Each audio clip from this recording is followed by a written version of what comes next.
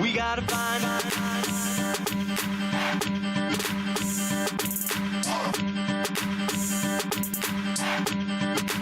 Now what do we do? That's the first clue. Now what do we do?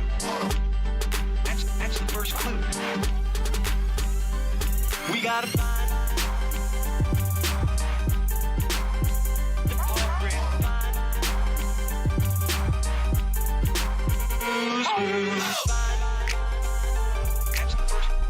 That's the first clue.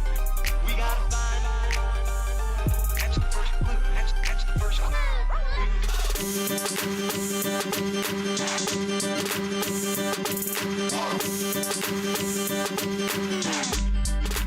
Now what do we do? That's the first clue. Now what do we do? That's the first clue. We gotta find.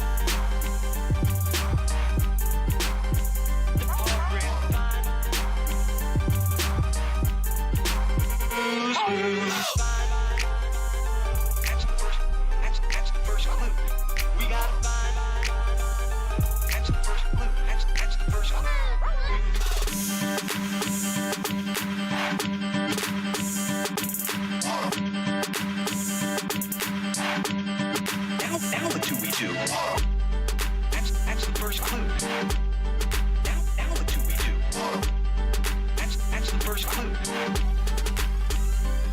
We gotta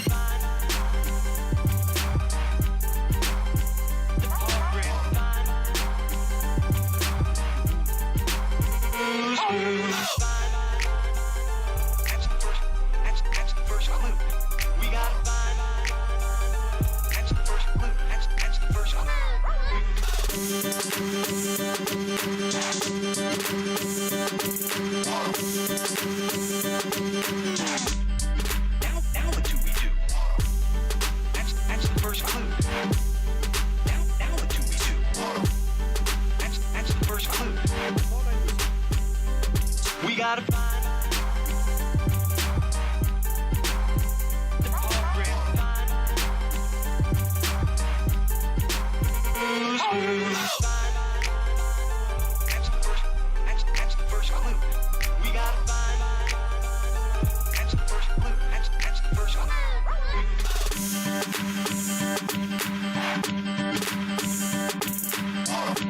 11 months I've been on. Now what do we do? That's the first clue. Now what do we do? That's the first clue. We gotta find.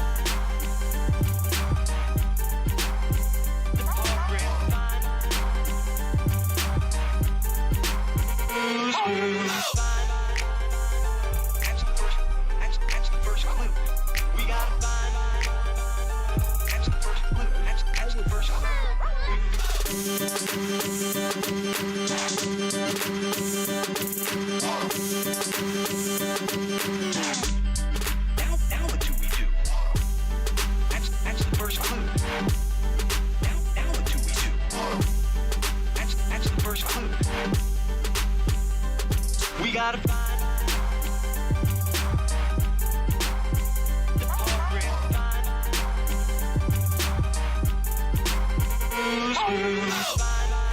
That's the first clue.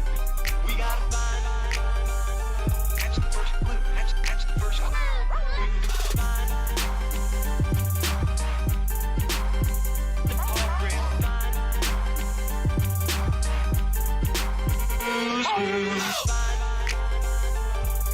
clue. That's the first clue. We gotta find.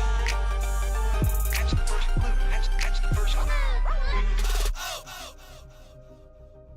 Yo, what's going on, everybody? Whew. I have been on my soapbox today. Oh, man. But hope everyone's doing all right. Hope everything's going okay. Almost late to stream. Maybe by a minute, we'll say. Uh,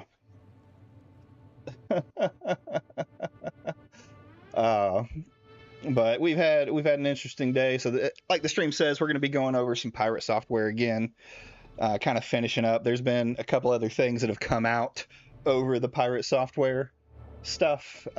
Josh Strife Hayes, of all people, has stepped into the ring. I mean, pirate software kind of called him out. I'm going to see if I can find if that tweet is still up. But I guess I knew they had gone and talked to pirate software.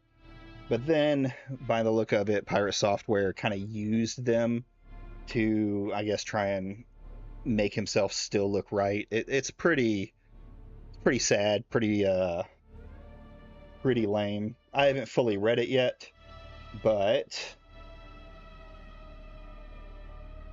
we're gonna go over it. But I want to do a little treat right now, little side project, maybe something I'll start doing in the future here. Let's see here. God, he just retweets everybody that tweets him. Boop. And then we go here. Let's get back over to scenes. We'll go reading first. As always, I'm going to be playing Dune. I'm playing solo, enjoying myself. I still in my alt here, the alt, so that y'all don't see, my buddies who play and things like that. I haven't even crossed the desert into the second area. Last time, if you were on the stream, I need to clip that. I need someone to clip that. Anybody who wants to clip it and send it to me so I can put it on, or just put it online. Twitter, wherever you feel. I don't mind being clipped, especially when I say funny things. But anyway, let's get to the meat of this first. We're gonna go boop, and let's see if we could find what I'm looking for. There it is. There it is. Boom. All right. We're going to talk about my favorite current fixation. The current person that I'm A-logging as we speak, Smash JT. Because I've been going over it in his comments with it. So, Smash JT earlier today posted this post. Alyssa Mercante is currently suing me for harassment, yeah, true, while playing a video game with someone who constantly harasses me and encouraged their followers to contact the cancer hospital where my wife works as a nurse. So, guilty by association, sure. I can absolutely, get behind the idea of, you shouldn't do this personal information. Like, Airbagged, of course, is who it is, the boogeyman of the internet. He who is Legion. I mean, yeah. So this is the tweet that I guess got him. It was him getting attacked, is the way it kind of felt like it was described. I heard Airbagged is playing Peak with me right now. Manic Monday babies, chatting, gaming. So it's just her talking about her thing. But of course, because Airbagged is mentioned, the anti-woke have to bring it up. So here's the other one. If you want to send videos of Jeff stalking Alyssa Mercante, you can email. I don't know who this is. Meet the leader. Oh, is this Team YouTube? Or is this... Oh, yep. I disavow this 100%. I don't like this kind of shit. I don't like doxing. I don't like spreading of docs. So, yeah. I can get behind that. So, and then you see individual has also threatened to see me at the con. You want to make shit up? I'll see you at the con. Okay. Then I came in and said, got on my high horse. I was like, okay, I got to say something about this. Is this why you spread her docs? Because someone else brought up your wife? So if you weren't aware, Smash JT, and of course he says, huh? I think we go more into it. I got to kind of be careful. So Smash JT, and I don't know the exact timeline. I'm not one of those people that is really good at keeping up with timelines. I'm ADHD. I have no time awareness as is. But At some point during this whole discussion, Alyssa Mercante got doxxed herself, right? And I don't know if it was before or after this situation with Airbagged, but in my case, if your morals sit behind, and Smash has said before that spreading this kind of doxed information, like when Alyssa said his full name, he said spreading that kind of doxed information causes people to go and harass you. It's kind of like a form of harassment. Not the exact words, but that's kind of the gist of it. Like, hey, spreading people's names around is, well, bad. Spreading people's doxes around is bad, or personal information around is bad. It's not illegal. It's not doxing, but it is spreading their information around to a wider audience. So he said, huh? I said, you spread her dox. It's still linked in your article, and you brought it up on YouTube. Uh, was it revenge for what Airbag did? And he goes, huh, again. And he said, the problem with lefties, blah, blah, blah, blah, blah. Of course, this person says, what evidence? Where is my response? I guess we're going to have to go to me. Oh, there it was. Boop. So I responded back to him. I also put it in the comments below on that thread. So here's the article linking to Alyssa Mercante, or Alyssa's Kiwi Farms thread, and her docs on it. You know what you did. You have done it to McDizzle as well, because he did. He didn't dox McDizzle. Let me be clear. I considered it a doxing the first time I did it, but I've changed my mind. By the definition of doxing, it is not doxing. So there's that. It is definitely not doxing. But what it is doing is maliciously spreading information about somebody that wasn't fully in the public eye for, I don't know, whatever reasons you can think of. You know it's going to get out there. You know people are going to use that information. Why even bring it up? So, and this is a link of the Kiwi Farm thread. Because after I repeated after you said what the fuck about, I also linked it, and you can see right there.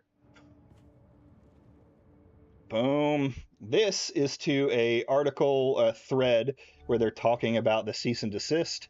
This one is to her lolcow thread, right? Because she has a thread on Kiwi Farms. I think, does Smash have one too? I would almost bet Smash has one too. Here, let me make sure of something. I'm being autistic and I rushed into this stream. Let's see here. Oh, good, I can hear myself. All right, that's all that mattered. I wanted to make sure y'all could hear me yapping. So, Smash JT will cry about things like his docs out there and how bad it is. And I agree. You shouldn't spread around. His wife shouldn't have ever been brought into the picture, right? I even condemn Alyssa for messaging her, because I think you need to stay out of that. Her message wasn't harassment. Like, it wasn't by any definition of the word harassment. She was reaching out, in my opinion. I don't know what's in her head, but reading the message, it sounds like someone who's reaching out to try and get someone to stop, right? She's trying to get Smash JT to stop. Alyssa Mercante has done dumb shit in the past before. She will probably do dumb shit in the future. She is provocative lefty who I don't agree with most of her articles, right? But to say, let's not do that. But to say that this message, where did it go?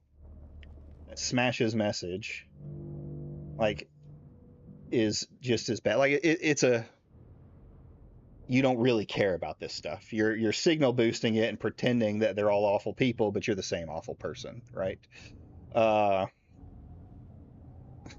Also, like, they talk about her constantly harassing and attacking them, but what is this? This is her doing her own thing.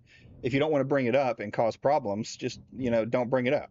If these two fucking people would stop talking to each other, the internet would be a better fucking place, because I wouldn't have to fucking know about Smash JT, and I could just, mock him for his retarded gaming takes.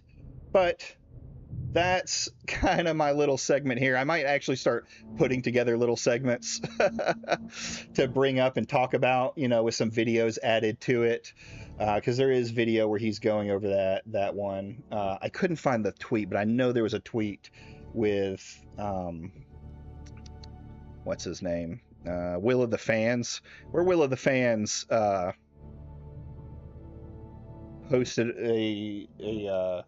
on Twitter her docs, but it was marked out. It was like a screenshot of the Kiwi Farms thread, but he marked out all our information.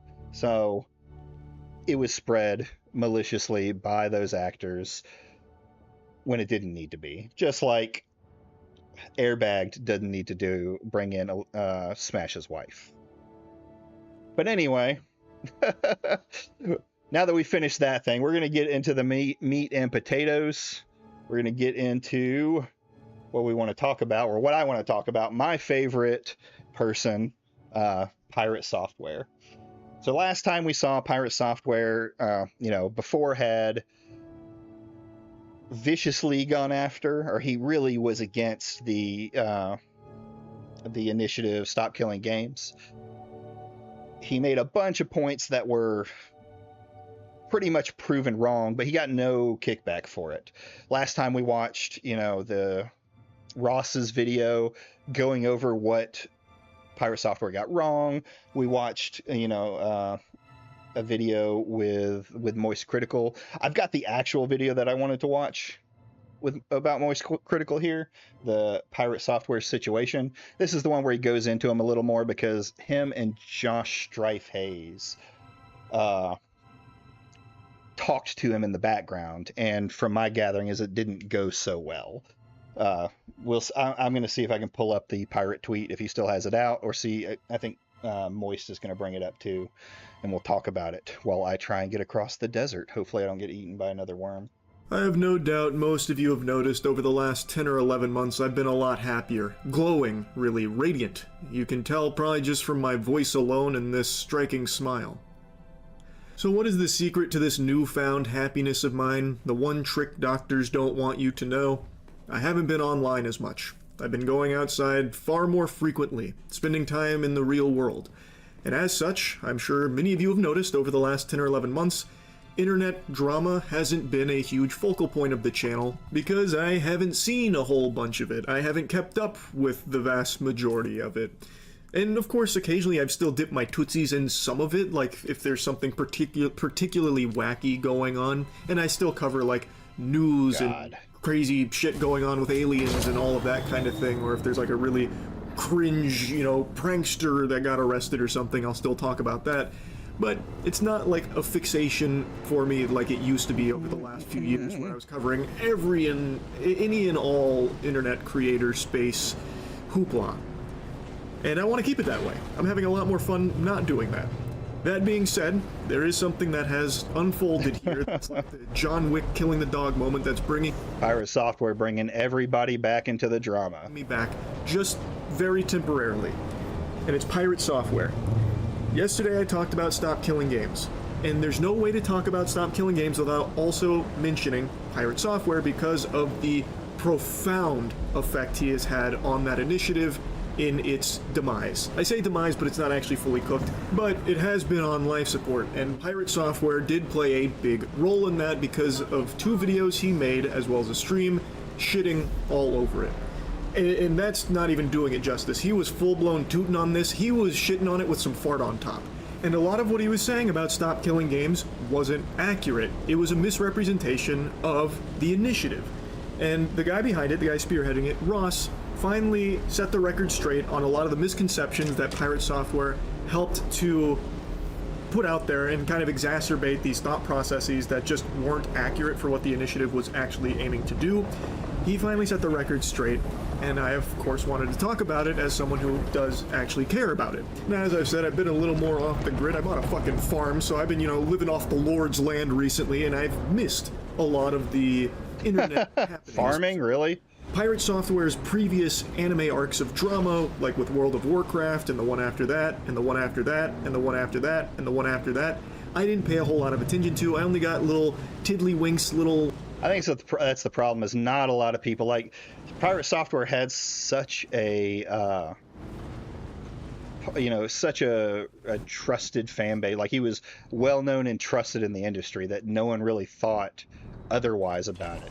Like, it seemed like other people didn't cover it. I might have mentioned that last time, but it's just good to bring it up. Morsels of lore about it in a few clips, so I never really even understood what was going on there. So Pirate Software's response to everything that happened yesterday really caught me by surprise. That was a subversion of my expectations, bigger than Game of Thrones Season 8. Yeah, Hutcher, I did. I think it's really hilarious to me that that entire community is so butt mad at me for putting out a video 10 months ago about their stuff and then not being refuted, and now it's my fault that everything is going wrong for them.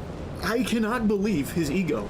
His ego is so out of control. I feel like he's only a week... That's such a crazy statement, too. Like, yeah, it wasn't refuted, but we kind of heard Ross's reason. Like, he felt... Oh, God. I might get swallowed again. Fuck me, fuck me, fuck me. Where is it? Where is it? Where is it? Oh, God. Oh, God. There it is. I think I'm gonna make it. I think I'm gonna make it. I'm not gonna make it. Woo! There he is. I made it. Sorry. Little pause there. Little pause there. It was like, yeah, he didn't get any kickback because no one, like, at the time, he was well received. It was before all this other degenerate shit came out about him, before he showed what a Nepo baby he was, before all of that came to pass. So no one questioned him, and Ross was afraid to because he was the largest fucking YouTuber. Or the largest Twitch fucking guy, largest gaming dev. Like, what was he supposed to do on that? I think he should have made a response to it, but I don't know if that response would have worked at all. Or two away from exclusively referring to himself in third person, like Stone Cold fucking Steve Austin. And that's the truth, cause Pirate Software said so. Some shit like that. It's crazy how he's responded. The smugness is nails on a chalkboard. It just makes you feel icky listening to it.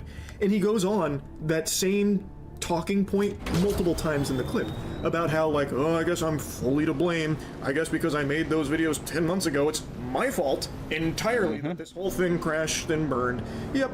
Oh boy. Time to play a sad song on the world's smallest violin for the Stop Killing Game. What's funny is I don't think... all right, there's definitely people who are all about the Pirate Software hate. Like, I can attest to, I can... what's the word? I can feel that, right? But to think that Pirate Software is the sole reason that it broke down the way it did, no, I don't think that's true. I think he had a huge... I think he had a pretty big influence over it, though, which, may have gotten them there, but I don't know if they still would have gotten the signatures. Movement, all because Big Bad Pirate Software took it all down by himself. Like, it's crazy. No one's saying that. Like, there is no one out there that is saying it is entirely Pirate Software's fault that Stop Killing Games hasn't been more successful in its endeavors. But there's irrefutable evidence that you had a detrimental effect, a majorly damaging effect on Stop Killing Games because of your misinformation that you spread about it in 2 videos and across all your streams, and not once have you bothered to correct that record. And he has said that it hasn't been refuted. Well, he's not going to correct the record. He thinks he's always right. It doesn't matter who he talks to. It doesn't matter what's being said. He is the smartest person in the room, and you need to bow down and fucking listen to him. 10 months? That is fish paste. That is turbo horseradish. Go to your own comment section on your videos to see everyone refuting you, as well as the innumerable other gamers and voices out there that have taken down those talking points and debunked a lot of them and proven that you just didn't understand it. And that is the big problem. No one hates Pirate Software because he doesn't agree.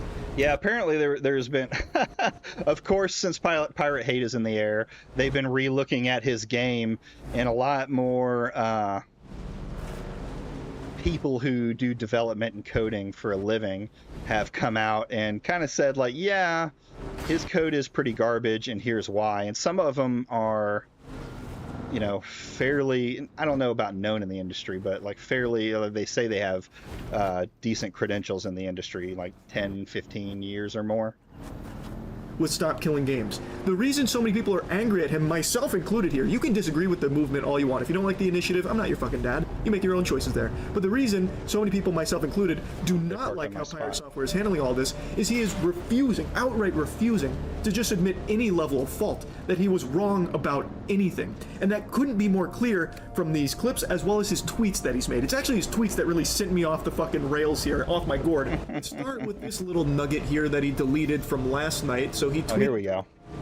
I put out 2 videos disagreeing with your initiative 10 months ago, and haven't talked about it since. Now your initiative has failed, and you're blaming me for 33 minutes of the hour-long video covering it. Your community is out and forced shitting up. God, I hate this fucking shit. I'm so fucking tired of YouTubers blaming other YouTubers' communities. You know, it's just fucking brain dead. You can't, for the most part, you can't control your community. Like, I obviously have a problem with Smash JT and the way he's done things, but those aren't necessarily with his community. It's with actions he has taken, which has allowed for bad actors in his community to do things. But just saying that their community is coming after you and attacking you it's fucking brain dead. Yeah, when you say something, there's going to be some retard that's going to go on and take it too far. But can we just stop this?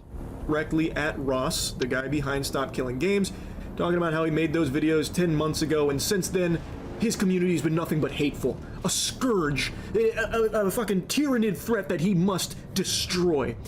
Your community is fucking rabid, and it's shit to deal with for anyone on the other side of the argument. Why do you think I haven't talked about this shit in 10 months? Why do you think we auto-mute anyone bringing it up in chat? Because it's been rage bait and shit flinging the entire time.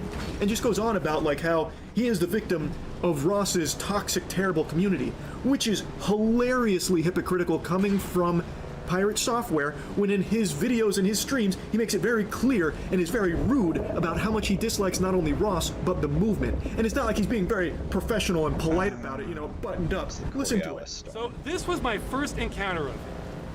Oh shit, now this is actually really dumb. It's used car salesman garbage. This is shit. It's shit. We've seen this already. I've said my piece on it. We tell people not to. That is awful. Yeah, just saying shit like this is fucking eat my entire ass. like not even looking at it with a critical eye. It's fucking was like sitting on Twitter for 12 hours. disgusting. We'll say he's not even giving it the point of day. That's incredibly stupid. I think this is ass. This is complete garbage. All of this can eat shit then. I drop the mask entirely. I dropped the mask entirely. Eat my entire ass.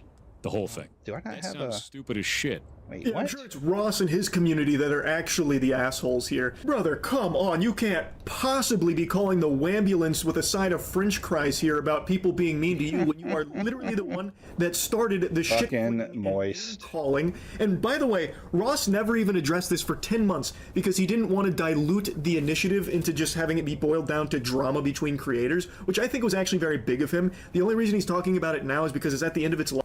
I think he should have went full force into the drama after Pirate Software, and maybe the rest of the world would have found out about some of the degenerate shit and evil shit that this guy gets up to. And so many people still don't understand it because of someone like Pirate Software misrepresenting it. So he's finally setting the record straight there. Anyway, he did delete that tweet, but just a little while ago he made a new tweet, a very long tweet as well as a series of tweets under it in regards to this whole thing. And in all these words, all this mumbo jumbo, not once does he say he was wrong about anything. In fact, he just continues to double down, even proudly stating he is doubling down. Wow, how incredibly noble, doubling down on things you are provably, blatantly wrong about. We don't need to hit the Jumbotron for the replay on yesterday's video going over so many of the things that he was incorrect about in regards to the initiative, but the point is, that is an issue that I really thought that he would address, be like, hey, yeah, I did get this part wrong. You're doing right. that. Sorry about that. I didn't mean to misrepresent it. I still don't fully agree with it, but I do recognize that I had some Well, errors here. for someone like Pirate Software to do that, he has to admit that he was wrong in something. I've said it before and I'll say it again. He doesn't think he's wrong. Pirate is right 90% of the time, like Grums. Yeah. In Pirate's mind, he's right 100% of the time. Damage Sector, and they both have years of experience at Blizzard. Yeah, that seems to be a connecting factor with a lot of these game developers and failed games. They seem to have worked at Blizzard. Oh shit. Cutscene. Here in my coverage. That's what I was expecting. That is not what we got. And it prompted me to reach out directly to him, to talk to him, to see, like, why isn't he acknowledging that? Is there a reason? Like, what is going on there? So I did. He made it very clear he was not very happy with my coverage of Stop Killing Games, which is fine. I think that's totally fine. I'm not going to leak DMs or really go in depth on our private conversation, but the point of me reaching out to him was to talk about his refusal to acknowledge that he did, maybe unintentionally, misrepresent Stop Killing Games, and it led to a just shy of 2 hours, like, circular argument that ultimately got us nowhere. He was more focused on his qualms with Stop Killing Games and really liked to challenge me to prove him wrong about some of his hang-ups. Oh god. And when I would mention, like, behavior aspect, Like, he knows these guys aren't like game developers, right? Like, Josh Strife has experience playing MMOs and live service games, so he may have a say in it. And, you know, Moist is, well, moist. But that's the thing, is he's going to say you can't prove him wrong, so he's right. But that's not necessarily the case. You get an expert in, or someone who knows what they're talking about, they can break stuff down. Or even watch Ross's video. It clearly states where Pirate Software was objectively wrong with his takes. Let's get in. Running on fumes. Nice. So we're stopping here. like, hey, you did misrepresent it, and I'd give him a timestamp. He'd then instead say how I'm wrong for thinking that he misrepresented it. We got nowhere. So I want to just publicly say this again. There are plenty of things you can disagree with when it comes to the Stop Killing Games initiative. I'll put links to it if you want to learn more about it, and you can form your own opinions on it if you want to support it. If you don't like it, that's fine. That's super normal. And I didn't reach out to try and champion that Pirate Software should become, you know, a huge ambassador of Stop Killing Games, you know, out there on the fucking front lines fighting for it. It had nothing to do with that. It was simply about the misunderstanding that he showcased, maybe unintentionally, and the misrepresentation of it that he broadcast. Again, maybe unintentionally. Well, that's the thing. He acts like everyone's trying to get him to say stop killing games is good. And I've listened to a lot of people talk about, or I've listened to a few people talk about it, people who are positive towards it, people who aren't. And, you know, there's all sorts of different opinions on if it's a good idea or not, or what the implications are for it. But we're just asking for you to say, hey, I was wrong about these things. This is what I got wrong. But of course, Nepo Baby couldn't bring that up. Which has in turn, over the course of 10 months, misled people on what the fuck Stop Killing Games even is in the first place. Which I found to be a problem because he's never even acknowledged that as something that has happened. And because he refuses to acknowledge that, and anyone that even, like, tiptoes around that subject, he kind of treats as though they're fucking idiots, like me, for thinking that he's misrepresented something. Now, he did just post a tweet where he said he talked to me and Josh Strife Hayes, and in that tweet, this will prove how... There we go. Let's see. Boop. I just talked to Charlie and Josh Strife Hayes for a bit in DMs. They are mad at me for being a dick to Ross. I get it, and I'm sorry for that. This fucking dude. I should not have lashed out, but I had an emotional response due to how important this subject is.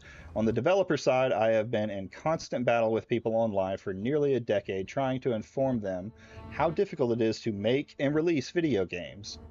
The idea that any of these technical hurdles are easy to overcome and would be simple to implement in the exact same kind of thing I've been fighting.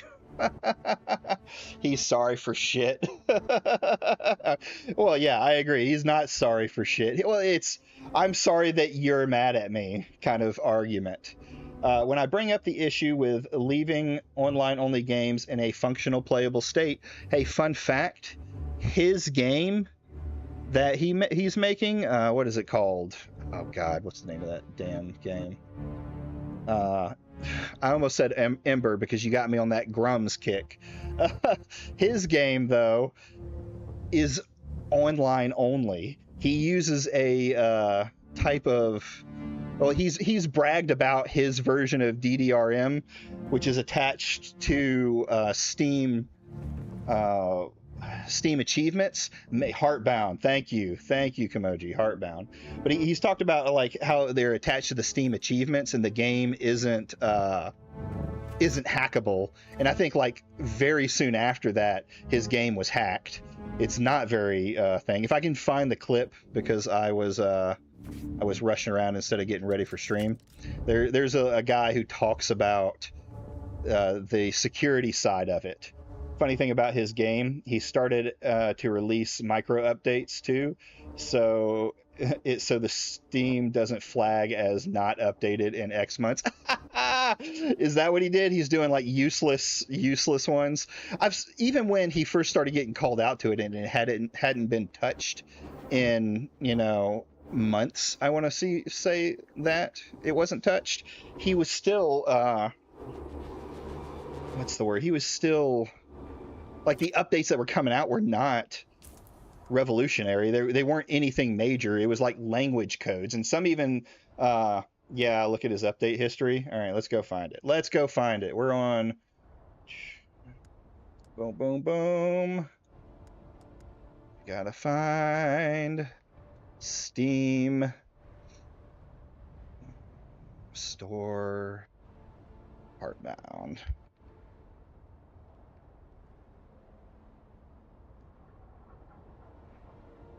Overwhelmed. Yeah, he's not. he's getting the brunt of hate from that game. I don't agree with brigading someone's reviews. I had a problem with Kirsch did it. I'm gonna stay consistent even though I don't like Pirate. Let's see. Can I bring up? It's gonna be a little weird, but we'll fix it here. Boop. I need to set like a separate one. Oh, I see what it's doing. Really need to do that. Let's do this. I don't even need to bring it out that far. Steam early access. Where is his history? Oh, May 28th, May 1st. Okay, let's take a look at this. If I might be able to fix this just by doing that. Yeah, I'm pretty sure that would have fixed my entire issue if I had just put it on the right screen. New streamer, old man, can't game, can't do anything right. There we go. So let's go through his history here. All right, known issues.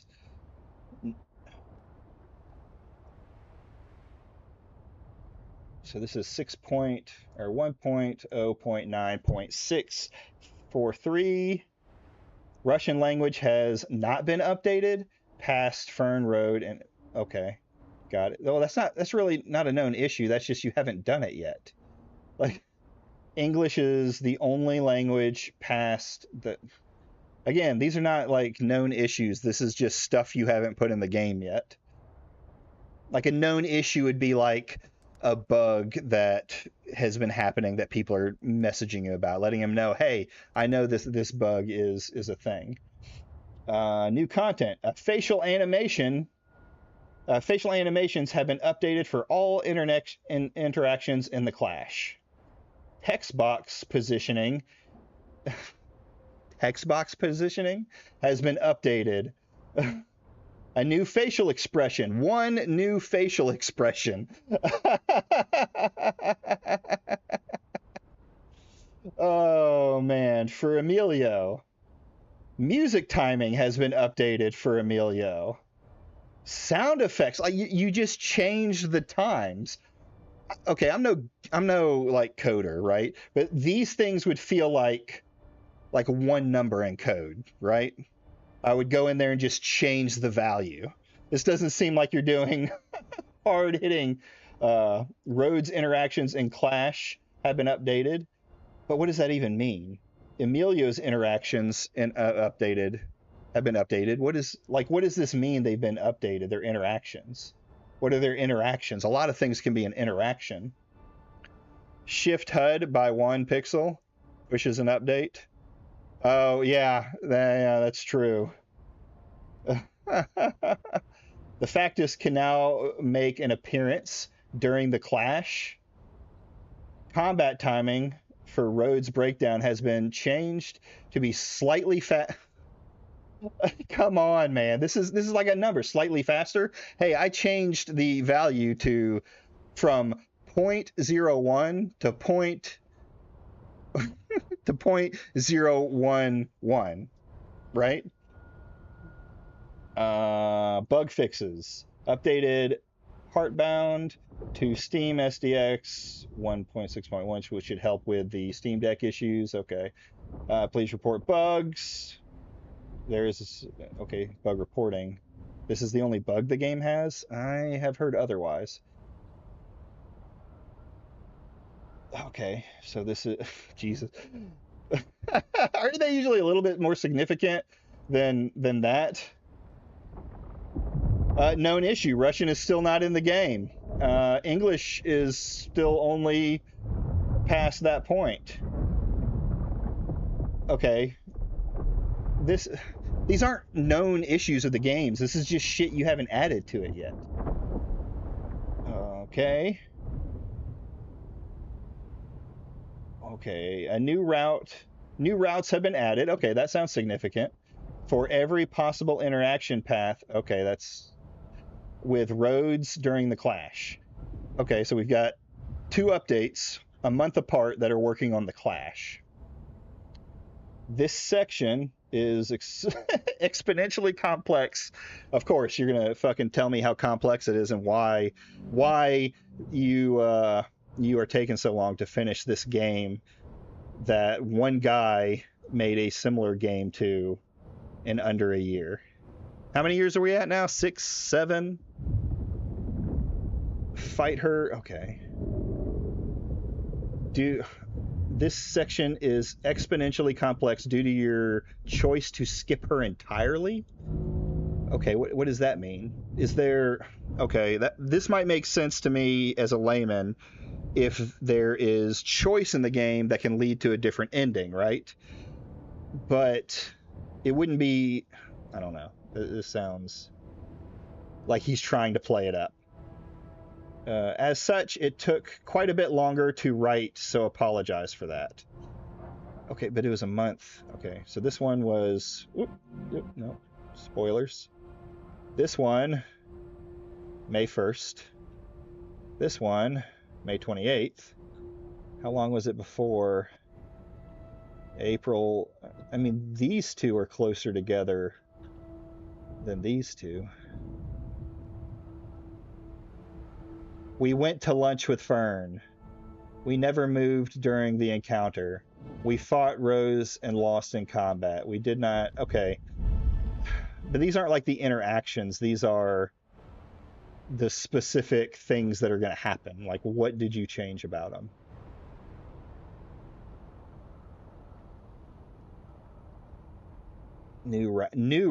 Okay, so this...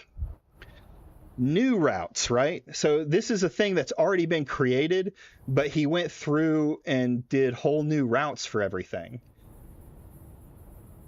Steam Deck version no longer crashes, but hold on.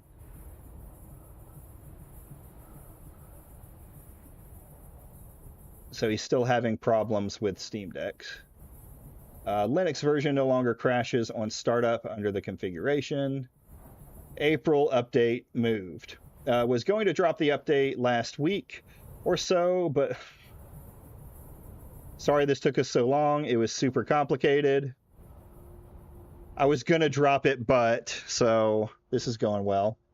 I was going to drop the update last week or so, but a lot needed to be changed, and I was very busy with our ferret rescue work. You know, this ferret rescue stuff hits so much different when you find out that Pirate Software was messaging with another person in his furry form talking about getting knotted. It hits so much harder. And I had to look because everyone, you know, talks about knotting in dogs.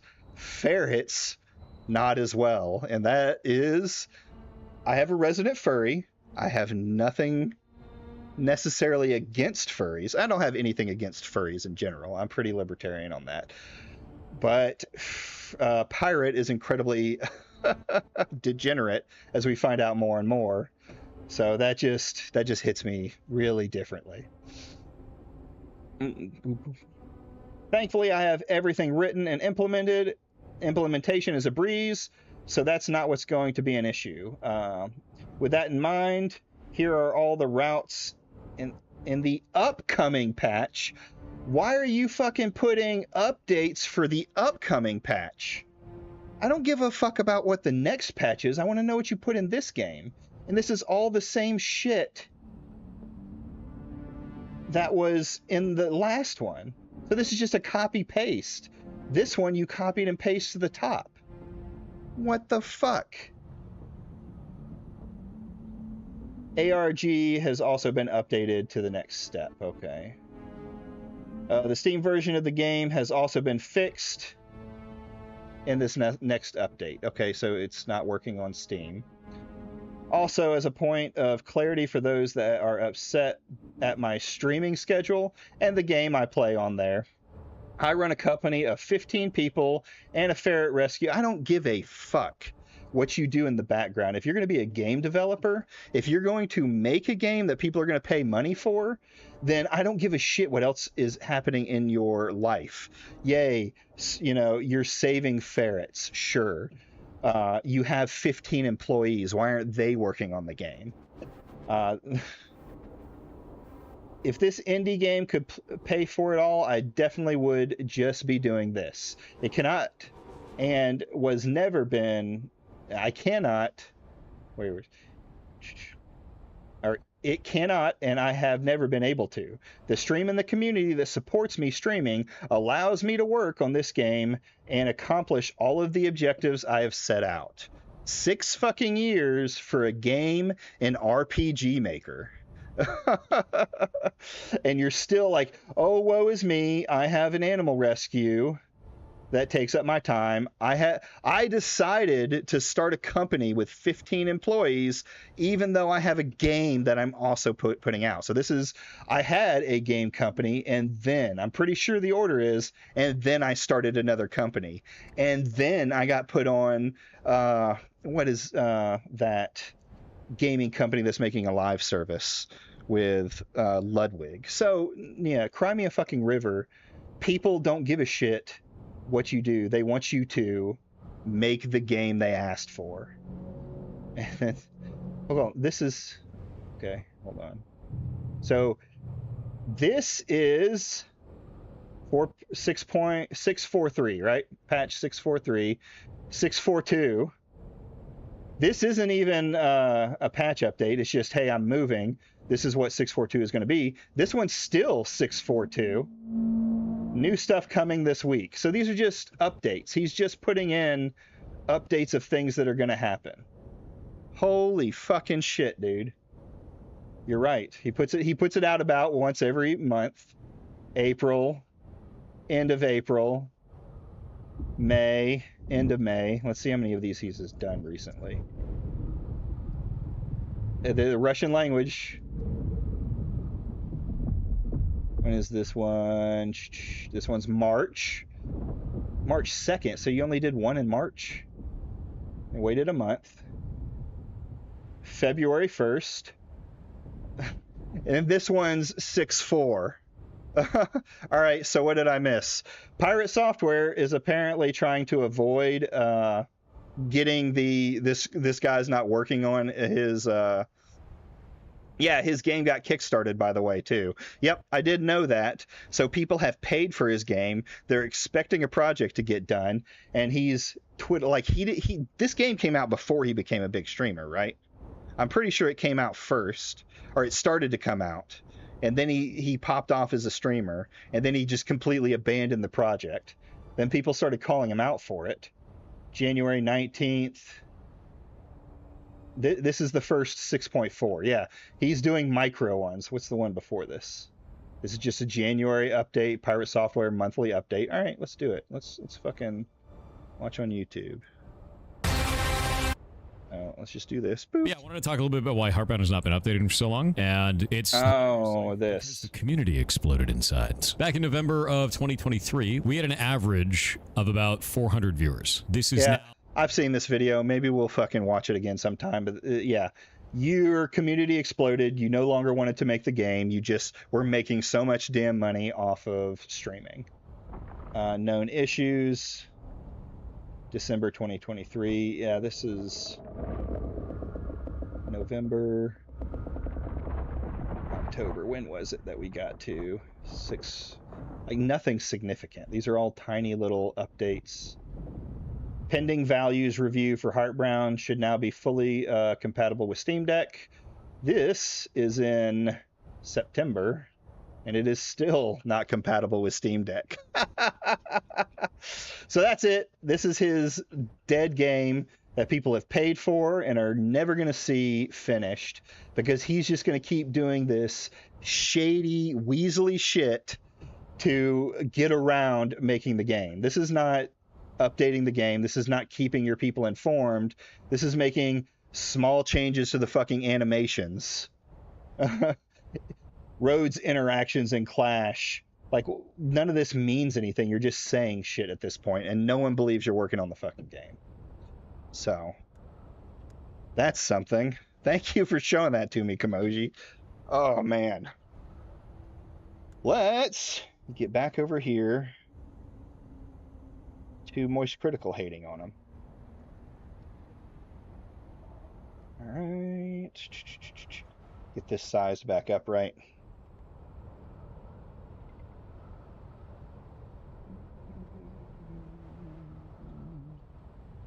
There we go. There we go. Am I dying? I am, but that's okay. Useless our conversation was, unfortunately.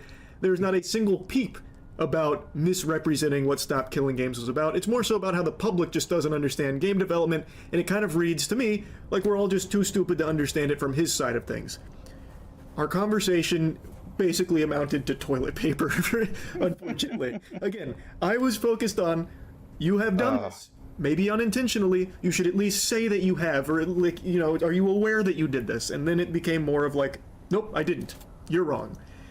And then he uses our conversation at the start of this for something that was not even the focus. I was not there to try and convince him to be part of Stop Killing Games. I don't think we made any ground on, like, his perspective versus mine on Stop Killing Games. He has some qualms about how difficult it would be in certain cases. I agree with that.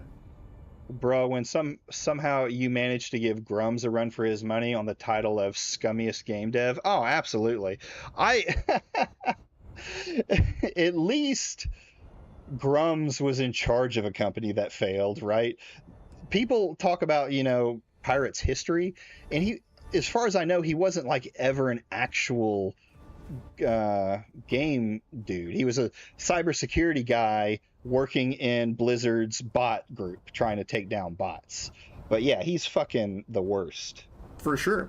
I still think overall Stop Killing Games is a net positive for the gaming industry, where something desperately needs to change with a lot of these awful practices. But for the 10 millionth time in the last 2.5 hours, it was just about him having this awareness that his coverage did mislead people, and that he, maybe not maliciously or anything, misunderstood or misrepresented Stop Killing Games in numerous instances. And the way that he talked about Ross was unacceptable. Wrong. He was completely right. The tweet there about the way he was a QA tester. Oh, was he a QA tester? I thought he worked in the bot thing. So So he's really a nobody when it comes to Blizzard, a nepo baby, as you would say. Being like a fucking used car salesman type deal and like calling everything about it ass. He at least recognized that that was too harsh. So he gave a quick I'm sorry for that, which is good. I do appreciate that, and I'm sure Ross will appreciate that as well, I imagine. But I still wanted to make this video. Work on both of them? Because Gotcha. I just really do not understand. I truly cannot wrap my head around why he fights tooth and nail coming for throats for anyone that tries to mention that there was misrepresentation in his coverage of the Stop Killing Games initiative. He is so hell-bent on proving he's right and everyone else is wrong that's saying these things. That's because if he's wrong, or that's because he can't be wrong. I've said it over and over and over again. Laughing my ass off. Bro basically had the bottom of the barrel job at Blizzard. At least Grums could take credit for being a part of the marketing team. Yeah, Grums was so much more significant than Pirate ever was in any of positions, but he uses it, and he knows that when people hear about him, that they're going to talk about him like he's a game dev. Oh, he's a game developer making an indie game, and he used to work for Blizzard. Yeah, for WoW. Sorry. You know, so he knows what he's doing. He's absolutely aware that in using it in this way, that people will give him better credit, because people have absolutely talked about him like he's this big deal game dev trying to bring gaming devs down. He started as QA and then got promoted to the anti-cheat and security department. Yeah, that's what I thought it was, because I remember him telling stories about bringing a guy in, and it's hard to tell which of his stories are actually true. But either way, he oversells what he did at Blizzard to make it look like he's some big game developer, when actually, when it comes to game development, he's a fucking nobody.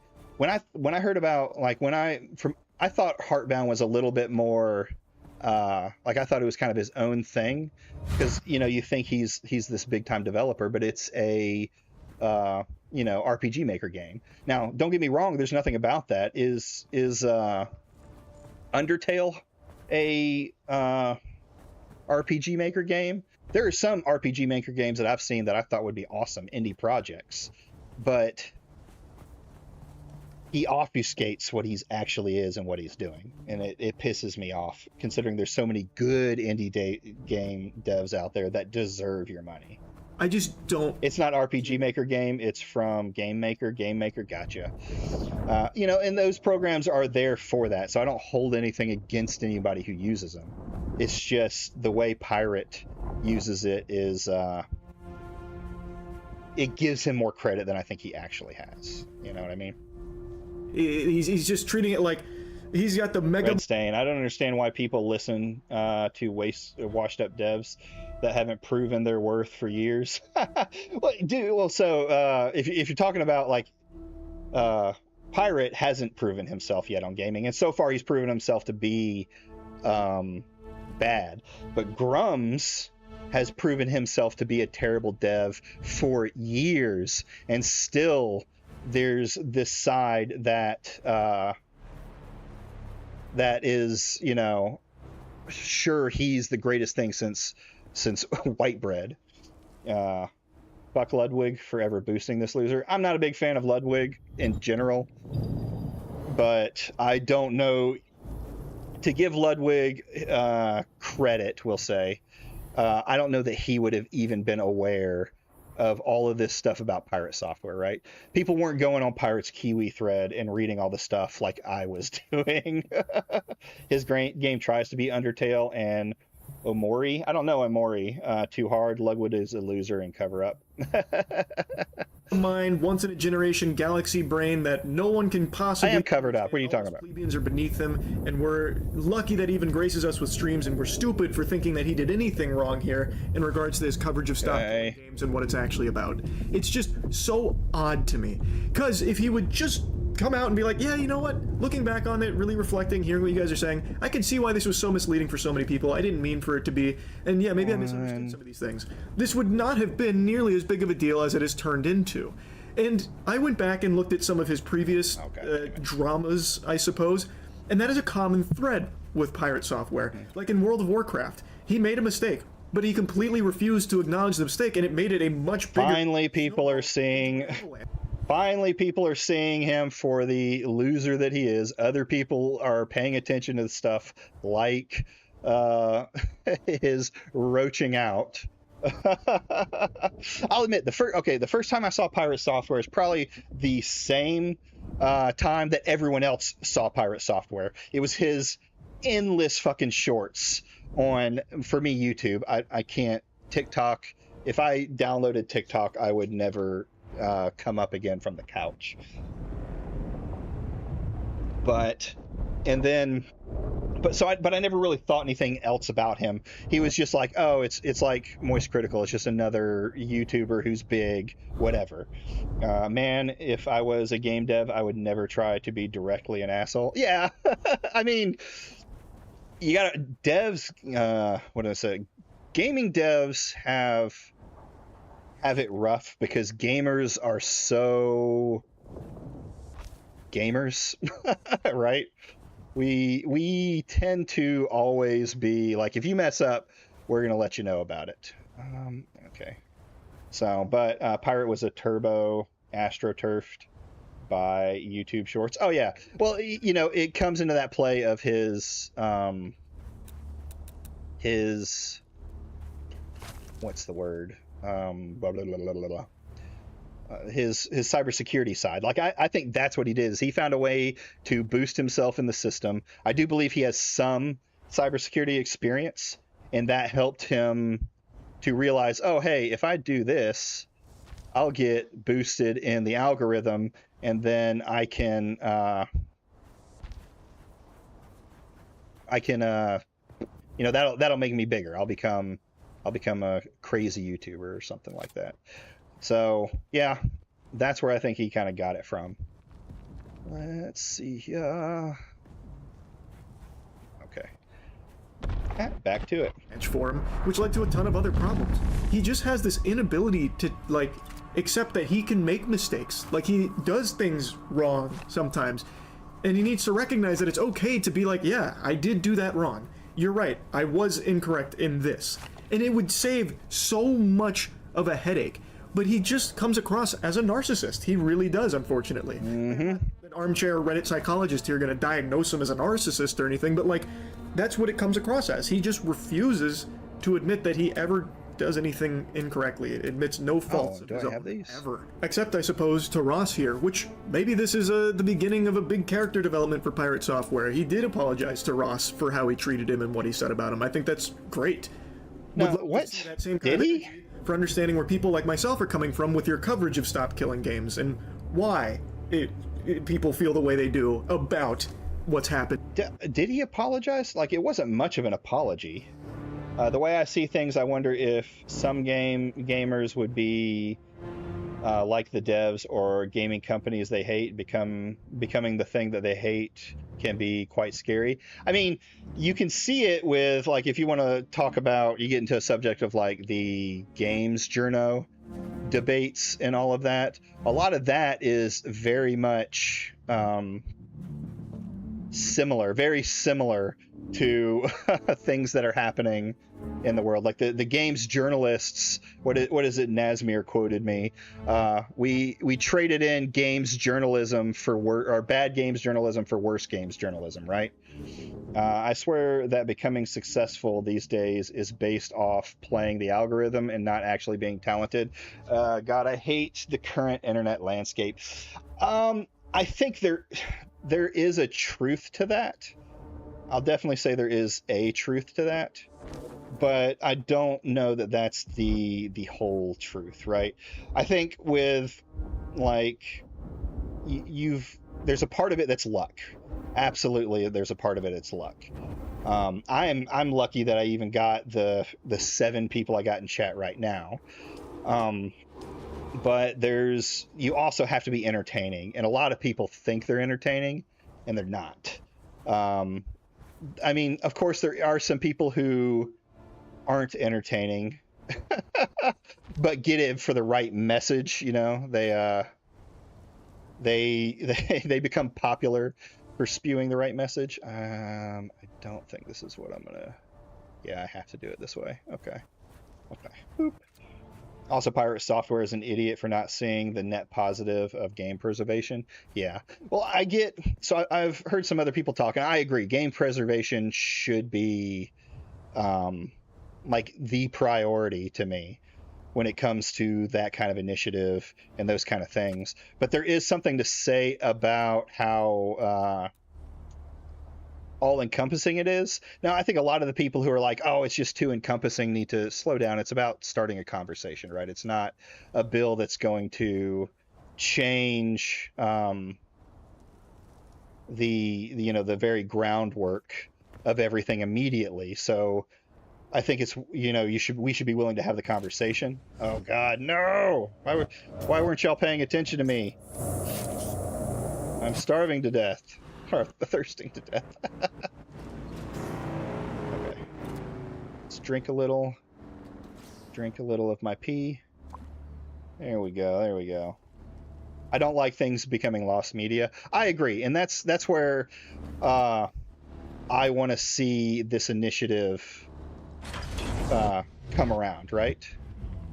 What are you doing? What do you want? You. No, I don't have it opened up. Nice try. But the world is also like, I don't know how many people care about that anymore. I'm an old hat that wants to see those kind of things. Like I want to keep playing the games I played as a kid. But I don't know. I think it's a good thing to do. Like GOG is amazing. That's what I want to see done, and I think I talked about this last time too, so I'm probably just repeating.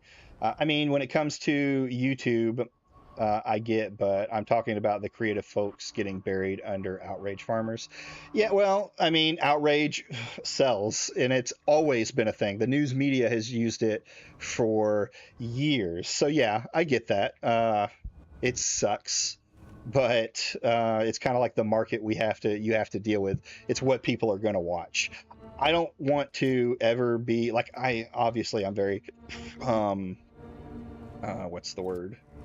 Very outspoken. I can be what is the word? I can be guilty of doing a little rage baiting myself.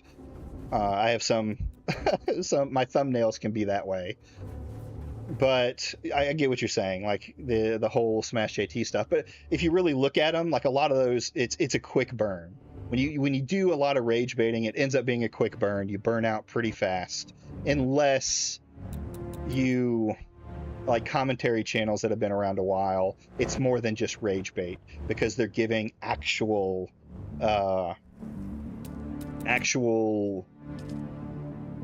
what is the word?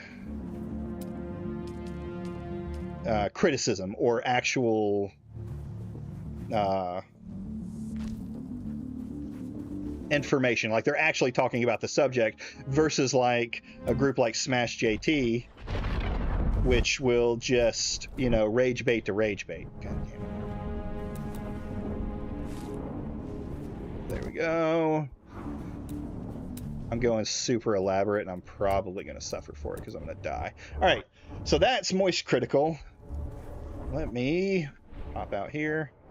At least get this sucker built before the Coriolis storm kicks in.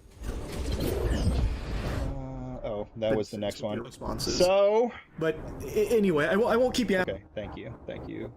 Moist.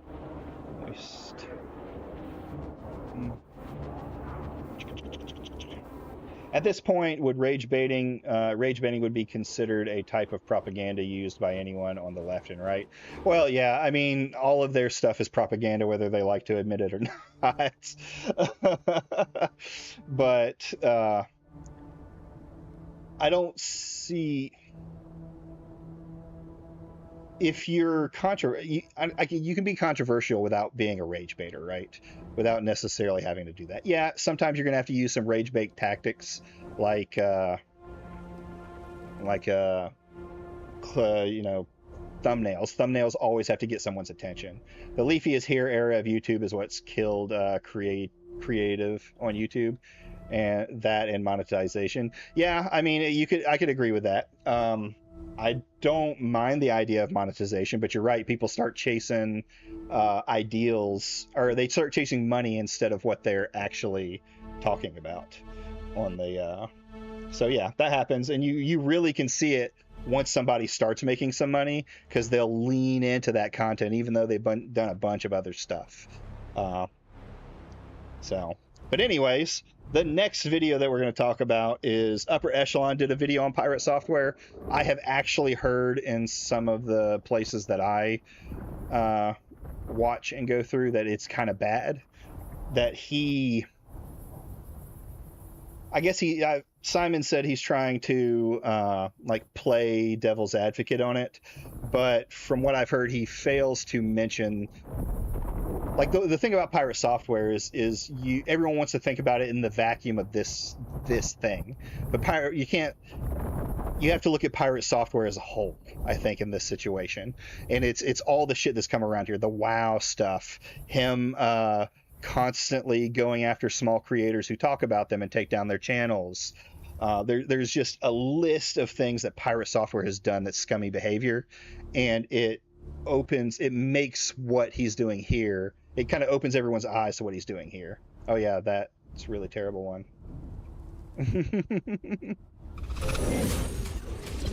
So let's see what he's got to say.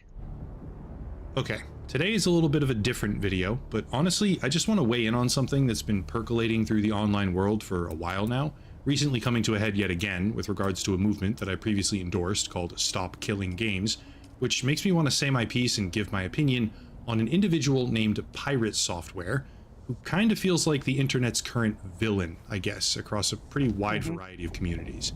Just to get this out of the way, I don't typically talk about drama. I focus on technology. Oh, come on. Everyone should talk about games, drama. Predatory practices, and sometimes politics. But for this one, instead of a whole investigation or a complicated breakdown, I want to try and give some insights on what I think knew that was going to happen happening with the pirate software situation, and explain why nothing here actually matters, because the internet mob will probably never get what they want. For anyone who's relatively unaware, even though news about this guy has been ping-pong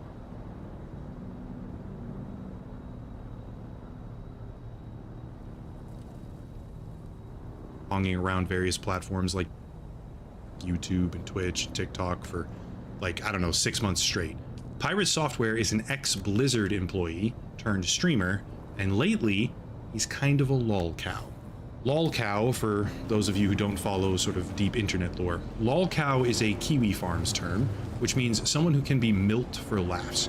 Actually, it goes even further than that, widely used to refer to someone named Chris Chan initially. But Kiwi Farms is probably the most widely recognized platform where it typically resides. It's basically someone who does stupid things, has ridiculous opinions, or gets easily goaded into various behaviors that other people find to be ridiculous, incorrect, or just plain cringeworthy.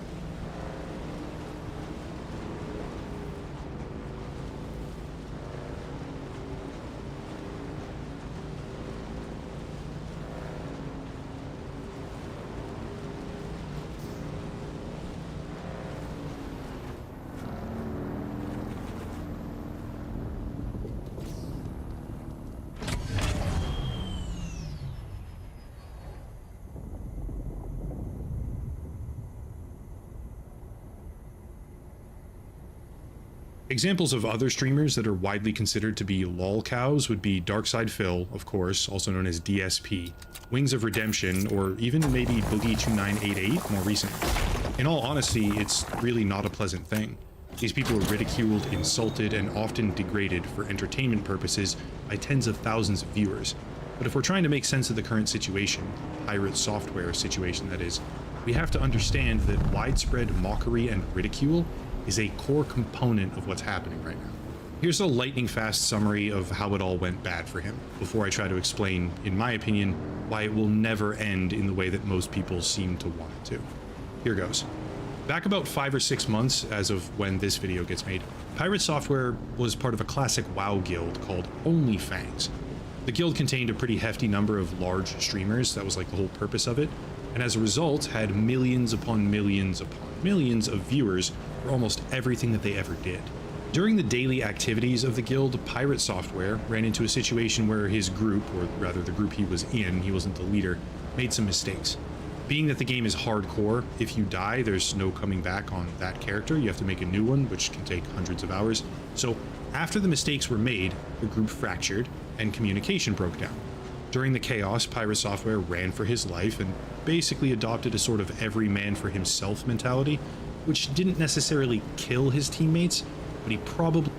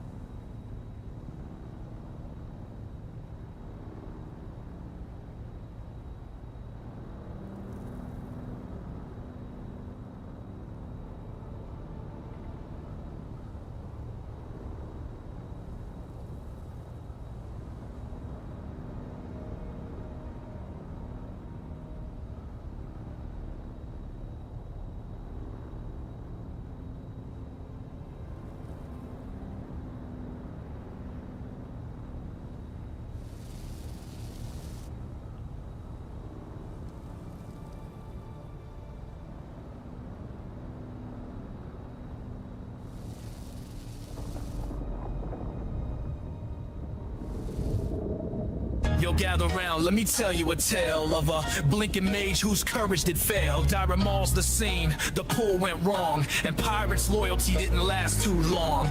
Mana untouched, his team left to die, but Pirate's out sprinting, blinking on the slide. The tank's holding aggro, the group's on the ropes. Pirate checks his cooldowns and abandons their hopes. Guard Fengus steps in at Swarm the Hall, but where's the mage, yo? He dipped from it all. Out of mana! He cried, but the logs don't lie. Mana gem ready, Archmage's robe nearby. No blizzard to save, no Nova to freeze. Just a roach on the loose, dodging death with ease. The group screaming help, but he's already out. That's Pirates hardcore, just blinking, peace out. He's the blinking, yeah, the roach on the run. While the group's getting crushed, he's saving just one. Talks big, plays small, yeah, he's blinking.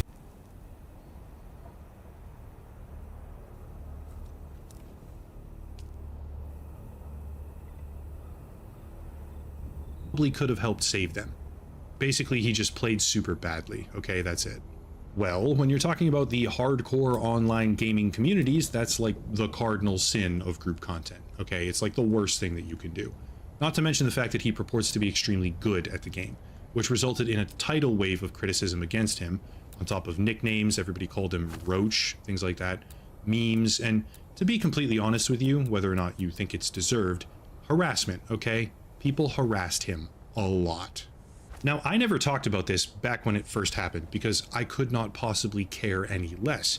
Some guy made a mistake in a video game and everyone dogpiled on against him. But the narrative that took shape, which is really stupid in my opinion because in a vacuum the entire thing is completely unimportant, the narrative that took shape was that Pirate Software never takes accountability. People love that word. And that's the part that stuck. Over the next few months,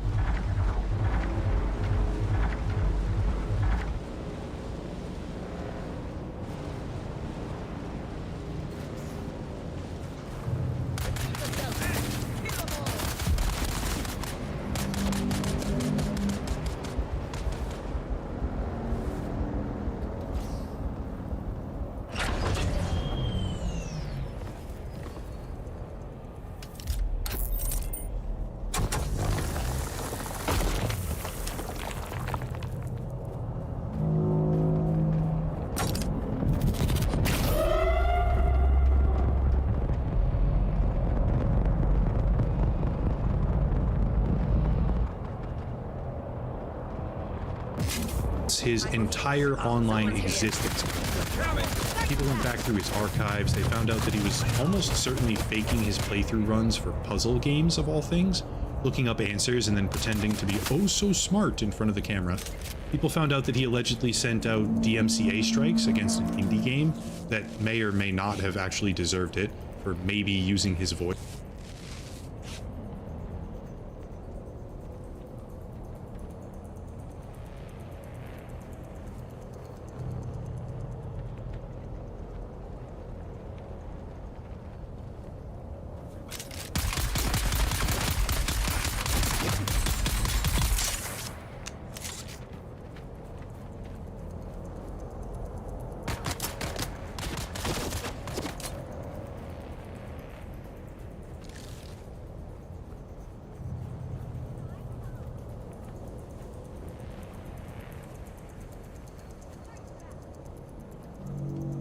voice, but that's not really relevant for today.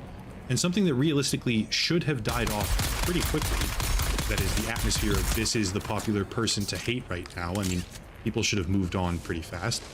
It sort of kept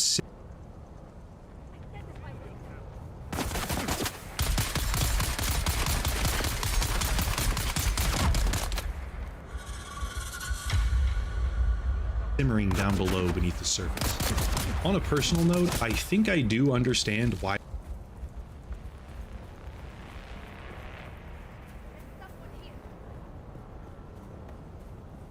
Shield on! Help!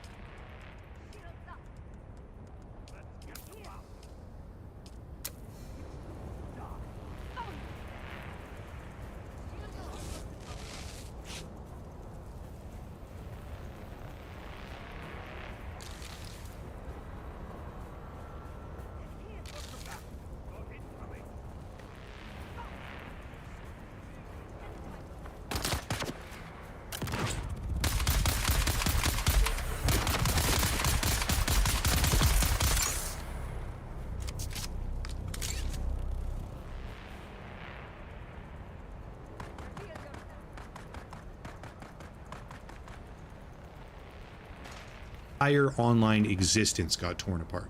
People went back through his archives. They found out that he was almost certainly faking his playthrough runs for puzzle games of all things, looking up answers and then pretending to be oh so smart in front of the camera.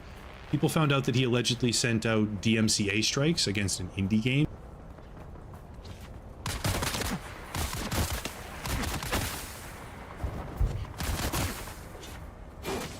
That may or may not have actually deserved it for maybe using his voice, but that's not really relevant for today.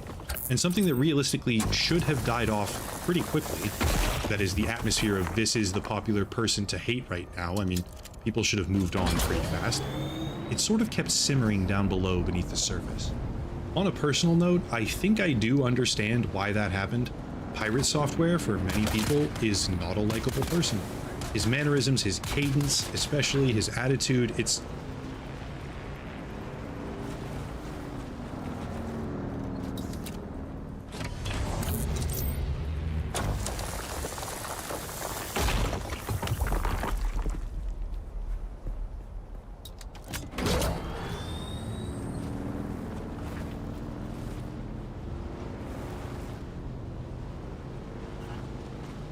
all frankly weird and repulsive. You know how sometimes when you meet someone, you can't necessarily explain why, but you just immediately, viscerally, and deeply dislike them? Yeah, a lot.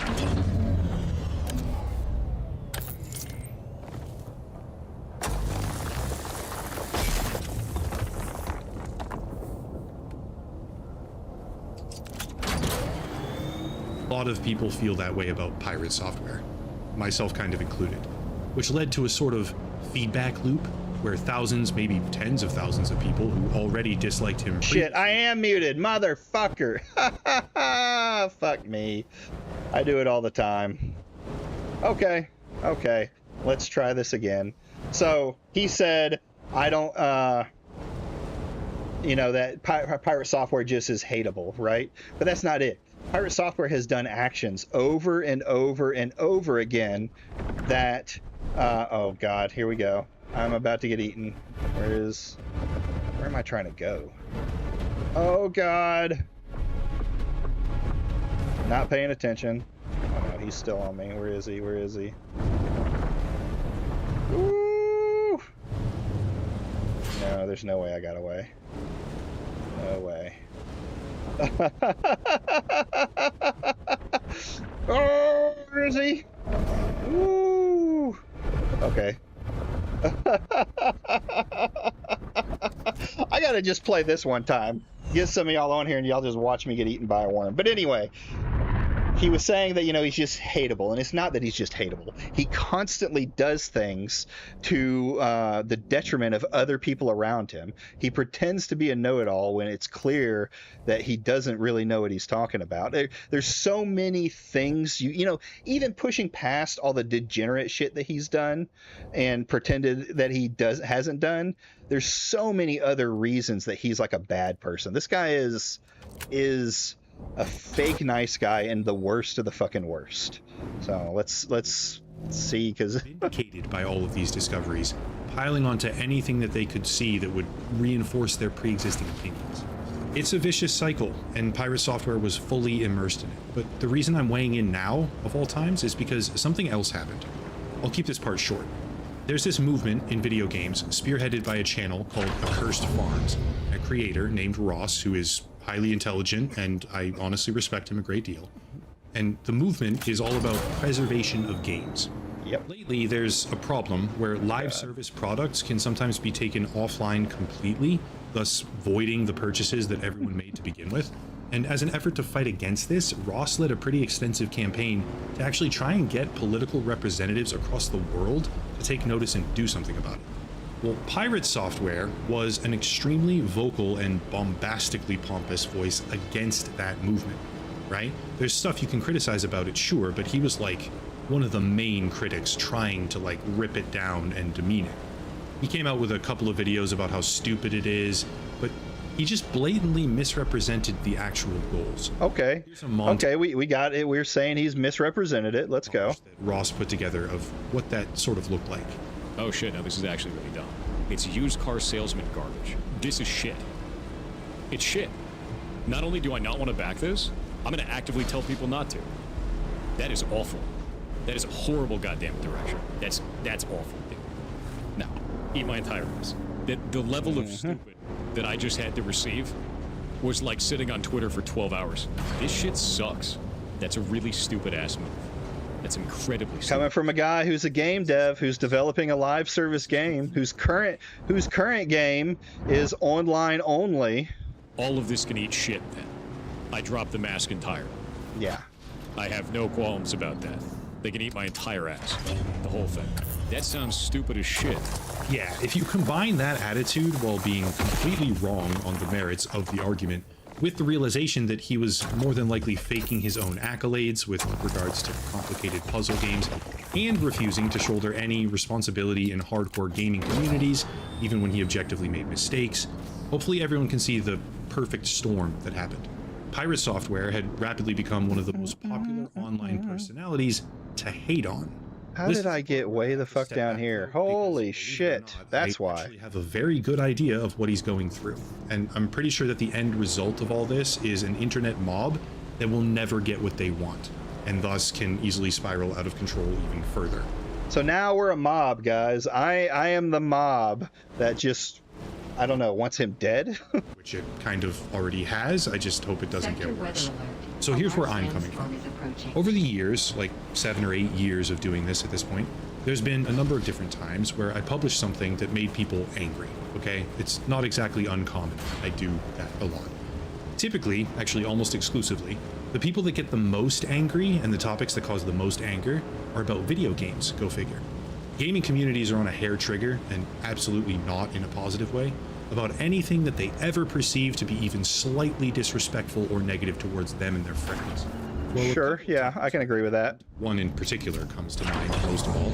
After I had given my opinion about something, whether it be drama or the quality of a product or the behavior of developers, whatever it happened to be. After I had given my opinion, other creators would chime in and do responses to that opinion. Sure. In one case, the responses that were done, there were a few, I think, but one in particular caused the bulk of the issue.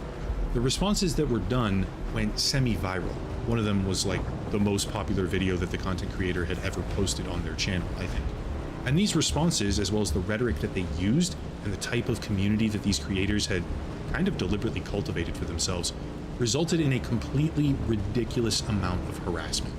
I was getting thousands of messages okay. wishing that I would get cancer, telling me to end myself, ridicule, insults. They even tried to find my phone number.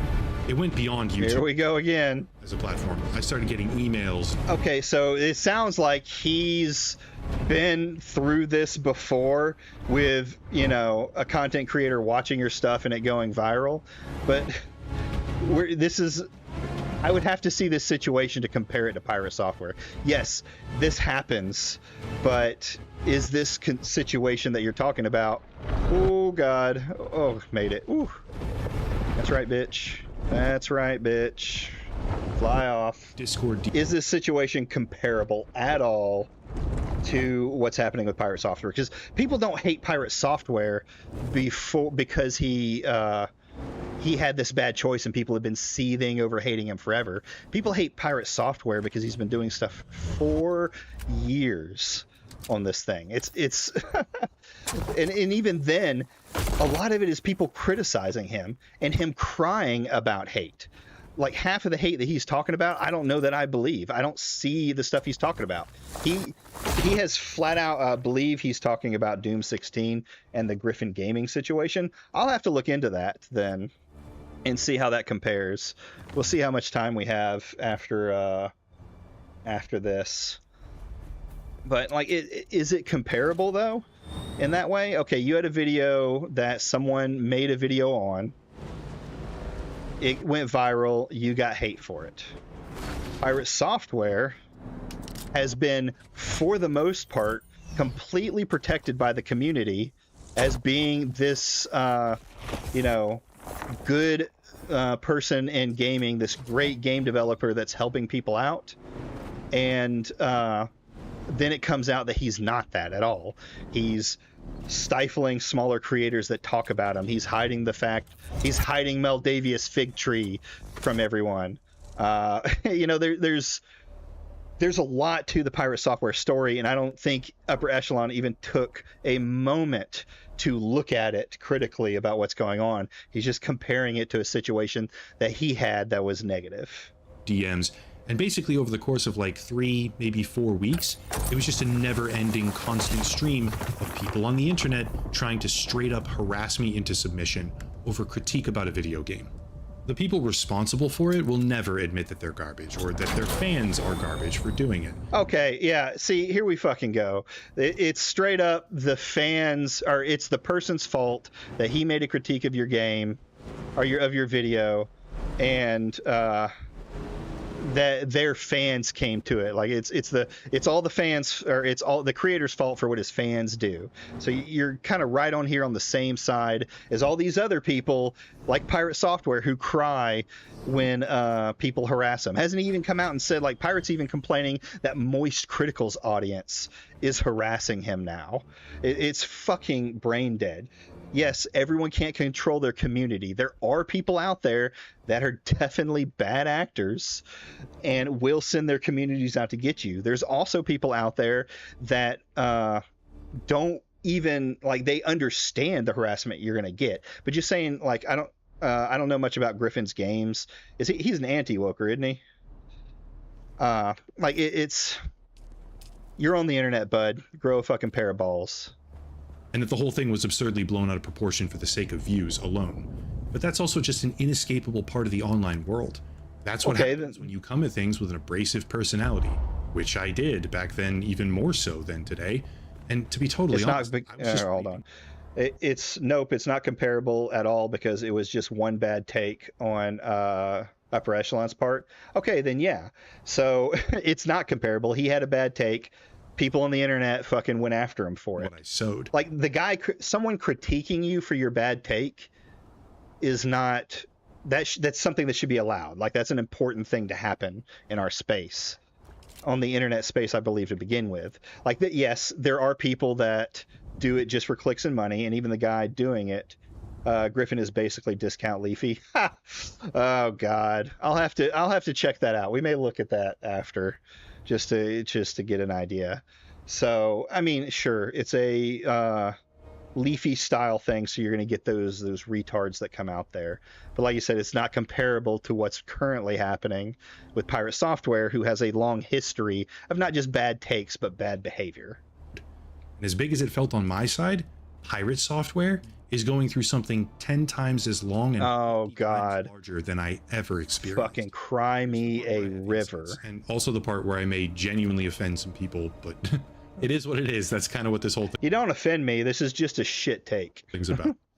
Pretty much no one who watches YouTube without creating content for a large audience has any comprehension of what it's like to start getting thousands of direct messages and comments saying the exact same things over and over while insulting you. Oh no. No idea the mental toll that something like that takes on a person. Please, no. From a solo individual perspective, that their feedback matters or has value, but it doesn't.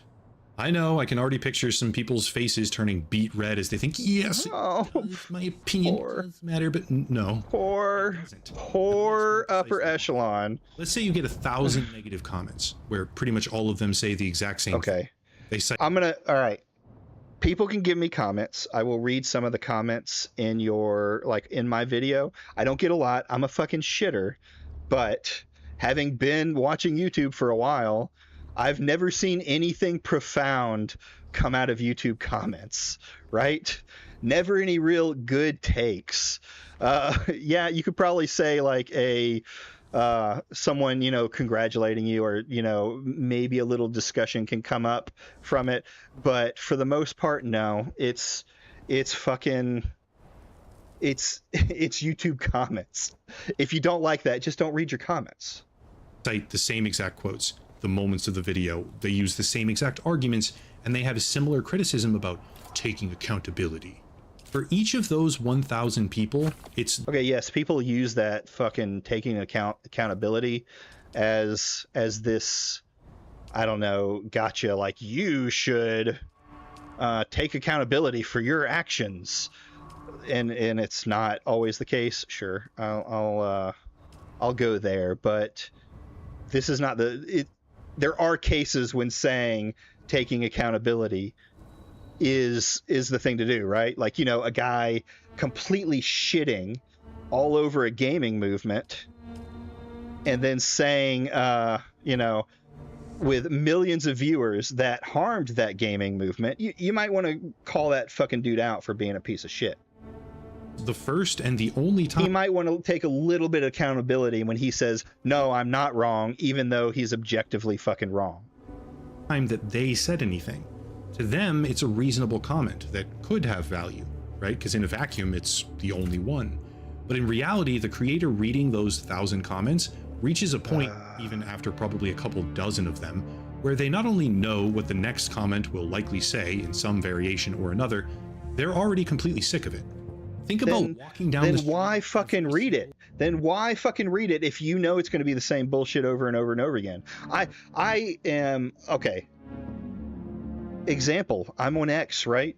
I've got a few good discussions on my comments, and honestly, I just delete anything that's just blind hate with no constructive feedback. Sure, it's your channel, you can do with that how you feel, right? And I have no problem with that idea. That's probably one of the smartest things you can do in these situations. But why read the next comment if you already know the next comment's going to be dog shit? In that situation, you know it's going to be a problem. Just fucking stop reading it. I go into X. I don't fucking read fully every shitter's fucking account. And I'm a shitter. I'm very much a shitter. Like 300 people. I'm a fucking nobody. So I understand when people don't read my fucking shit too, right?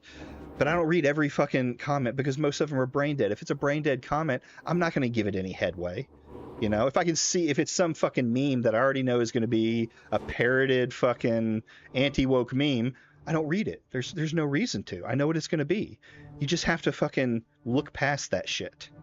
Which is something, yeah, Pirate Software definitely needs to do this. He needs to not give in to this, he needs to just say, hey, these people are just saying shit to say shit. Fucking ignore it. For your health and for everyone else's. Some people would say that censorship for deleting comments. I don't think that's how it works. No, okay. Yeah, I can get what you're I personally try and take the idea that I'm not going to delete comments, I'm not going to delete posts, I'm not going to delete that kind of stuff from my thing.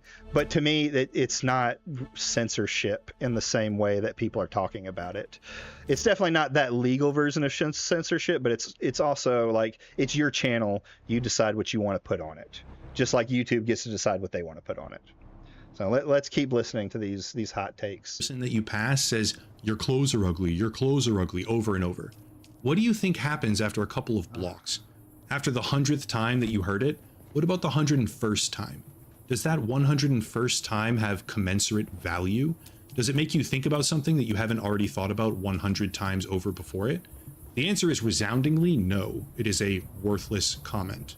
The 700th person to say it gets tuned out completely, or you just get angry at them, because you reach a point where the feedback has been given, it has been heard, and everything after that point in time is useless, repetitive, dogpiling trash. Yeah, don't fucking read it then. It's so fucking easy. That what they say matters intrinsically. Whoops. But that's not true. What matters is unique feedback. If you want to criticize, that's fine, but you have to do it in a way that provokes thought or provides insight of some kind. Because if it blends in with a fire hose of negative bullshit that's identical to everything that they've been hearing for weeks, indistinguishable from everything around it, a creator's mind lumps it all together and throws it all out the window.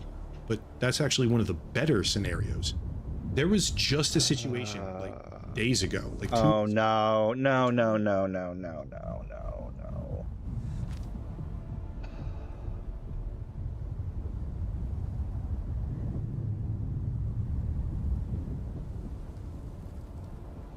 Of course, we're going to bring this up. He's making a bunch of good points in this video. He's just applying them in the wrong situation. Well, yeah, I mean, yes, it's a pretty good point that you're not YouTube comments that are bad shouldn't be listened to, right? I can get behind that. The problem, and the wrong person. Yeah, and it's the wrong person. I think that's the big problem is he's trying to apply this to private software and it doesn't fit. And all right, I don't know if all of y'all know who watch me, all 7 of y'all. I enjoy the commentary community. I watch people like Chad Logic. I watch people like Queeman even. Vincent will hate on me for that. I watched Chud's coverage of this specific case and the Reddit that's being attacked for it, and it's so lowbrow. I'm gonna listen to him before I fucking jump to conclusions, but I might fucking lose it if he starts going into the internet caused this girl's suicide. 9-year-old wildlife sanctuary YouTuber took her own life in large part because of the online harassment from a sub. He fucking said it. God. All right, here's the fucking deal. All right, this woman, God forbid, I am gonna say it now. It is a bad thing that she killed herself. No one should do that. If you're having trouble with any of that, go find help, right? This woman had a long history of mental health issues, right? A long history of mental health issues. She was diagnosed with things like bipolar and or was it BPD? Either way, it doesn't matter. She had a long-standing problem with this. Her husband talks about it and how he was, having issues with her and everything's like this, but it all got blamed on the Reddit, right? You go and look at the Reddit that was done, and most of it was criticizing her, like the most valid criticisms of her sanctuary. Like, not that I don't know the truth behind them, but there were things that had come up. It was like, hey, I heard that, someone reached out to me who worked at the sanctuary and they said that this, and this happened and that they were kicked off and not allowed to work on 2 of the foxes, or that this fox died because of something else. Like it was the most milquetoast, the most, like you could call it actual criticism, but the Reddit was attacked all over the news as being the cause of her fucking death. And I will say it again, it is terrible that she killed herself. But this is a fucking bad point. Reddit didn't kill this woman, all right? Let's keep going. Subreddit where people assumed that they're I might lose some of my lefties on that statement, but that's just, it pisses me off that this woman is being used. She's being used as a weapon against Reddit mods, or a Reddit specifically, a Reddit that has like 50 comments and like 15 posts. We're not talking about a huge Reddit that was brigading her and calling her. There's no proof for any of that stuff. I don't like when people use people's suicides for their culture war drama. Yeah, it pisses me off too. And that's where a lot of my fucking anger comes from this. She's being used as a weapon for a political motive, for culture war bullshit. And upper echelon is, while he might not be doing it maliciously, he's feeding into it. critical feedback somehow mattered or should be. For a guy who has tried to shut down other people's content creation, tried to actively get people's channels taken down, might I add, to bring it back over to the pirate software, he's part of these bad behaviors that they are trying to use against this woman. Be heard. They don't think about the fact that being the 600th person to say, you suck at life, you shouldn't be doing what you love to do, or all of the. No proof was ever shown of those comments. The only thing that was ever pointed to was a Reddit, and those comments were not in there. These things can permanently damage someone's mind. And when we're talking about someone who gets subjected to hundreds or thousands of people degrading or demeaning them on a daily basis. I don't even think this Reddit had 1,000 people. I don't even think it had double digits of people in it. Not everyone can handle that. This is the important part, okay? There comes a point in time, what precise number I honestly don't know, but it's smaller than you would probably think, where the dynamic of comments or messages and feedback stops being human to human, if it's all overwhelmingly negative, that is, and it starts becoming human to mob. When that transition happens, speaking from experience here, by the way, there's a variety of outcomes. Yeah, that's the problem. You're speaking from experience. You had a bad experience and you think it equals the same thing that's happening with pirate software.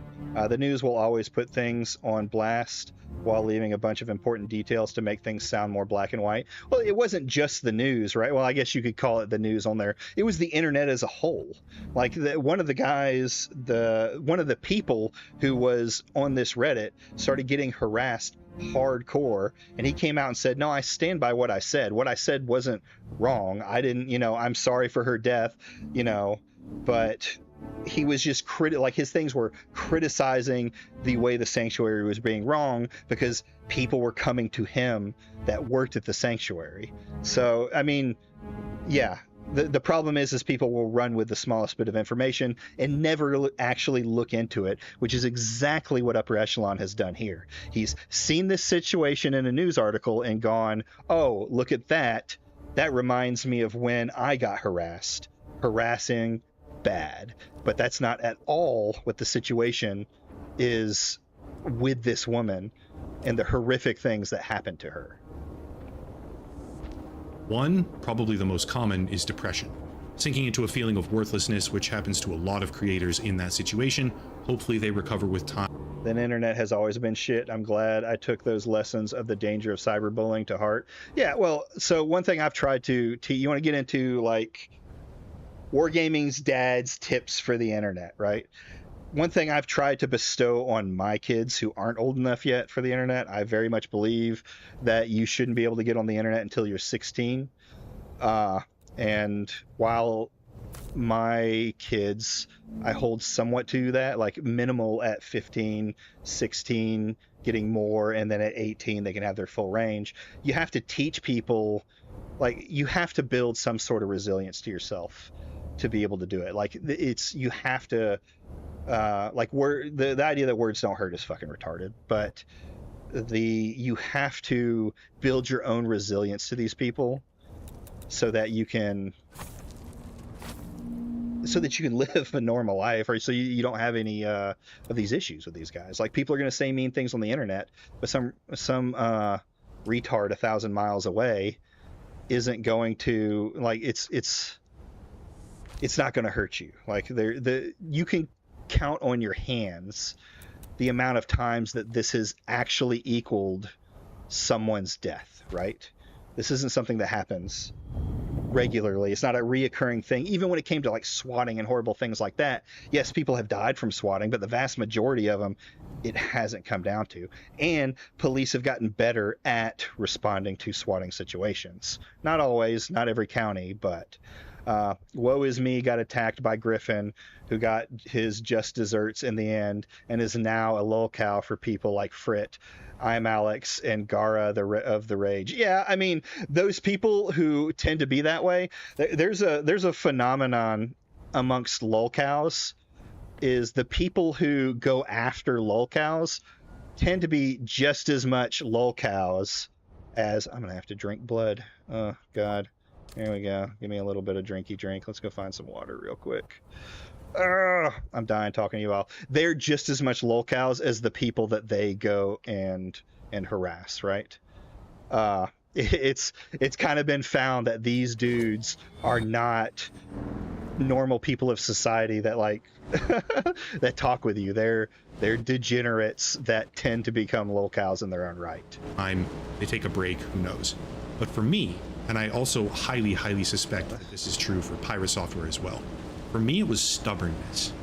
After that transition takes place, when it's now you versus the internet mob, not humans to humans, all saying the same shit over and over, by the way. The mob is just like screaming the same things repeatedly. Each think... Okay, so yeah, the you know why that is because there's more than one person saying it. Like it's not a mob saying, hey, we're all going to go say 150 times or thousands of times to you that your take was shit. It's a bunch of people individually going on their own and going, hey, this is a shit take. And then you have the odd cases of, you know, uncalled for harassment and death threats and stuff like that, which, you know, I'll never condone, but you just have to ignore. And he also made another point that's like, you know, you're basically his pride, right? Oh no, I'm stubborn, I'm prideful. Yeah, you have to set that aside and realize these are nobodies on the fucking internet, like you said. Oh God, did I put myself right in the path of one again? You have to take care of it. Local farmers end up becoming locals themselves at some point or another. Exactly. I don't have any water close by, but I need to get this set up. Boop. Because they said it, now almost you should listen to them. Once that happens, you grit your teeth and you don't give them a single thing that they're demanding. As soon as it's a mob, you just fucking ignore them. Like you could probably like I like going in and being visceral in messages and stuff like that, because it'll usually filter out the lolcows who don't want to, you know, have any good takes and are just going to say something stupid. And eventually you may find somebody who's got a good take, but just because the guy you know, didn't like your take or criticism doesn't mean it's a hate mob coming after you. It's fucking... For me, again, I'm like 99% sure this is... Too true. I have a video about a group of people who did that to themselves at Simon. Okay. Exactly what's happening with Pirate Software too. As soon as it's a mob, they're not getting what they want. It doesn't matter if you were wrong, and me personally, I certainly was. So basically what he said, once it's a mob, you're not getting what you want. So basically, even though Pirate Software is fucking wrong, objectively wrong, he should not apologize because there's a hate mob. Hey guys, you know what? Now Pirate Software is right to do what he's doing because there's a hate mob after him, because people are criticizing him on the internet, people who are commentary channels. And I almost guarantee, like, he's not saying it, but this is what it usually comes down to, is people dislike commentary channels. And yes, it's because of the kind of videos like Leafy is here and apparently Griffin Gaming's, and then you have the anti-woke community that's spurged up, and people, you know, commentary is a very vitriol space, but this just idea that they're trying to cause hate mobs, and it's breaking my brain. Was wrong, at least in one of my most notable situations like this, the biggest one back a number of years. But it doesn't matter anymore if you're right or wrong, because the mob doesn't deserve the satisfaction. In my case, Wow, the mob doesn't deserve the satisfaction.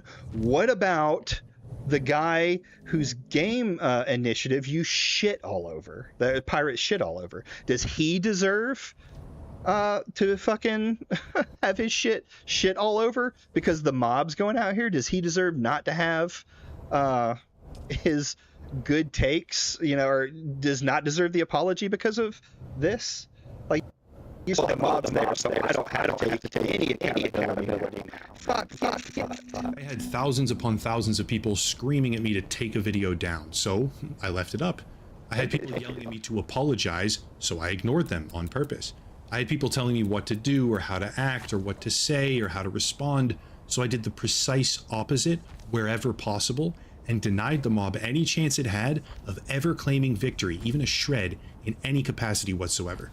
My version of surviving what felt like a never-ending stream of filth directed my way, or winning against it, I guess, was to make sure. Yeah, that's a good point. It's usually one of the creating chaos that tend to become the laws. Yeah, very true. Very true statement. All right, let's see here.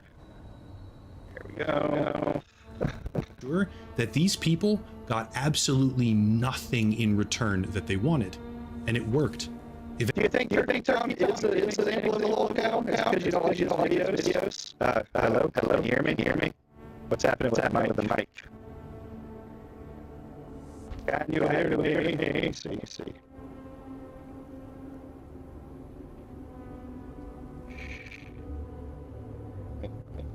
It's not hanging down. It was like sitting on Twitter for 12 hours. It was like sitting on Twitter for 12 hours. It was like sitting. What's going on here? Hello. What's going on here? Hello. Let's try that. Yeah, try that. Let's try that. Yeah, try that.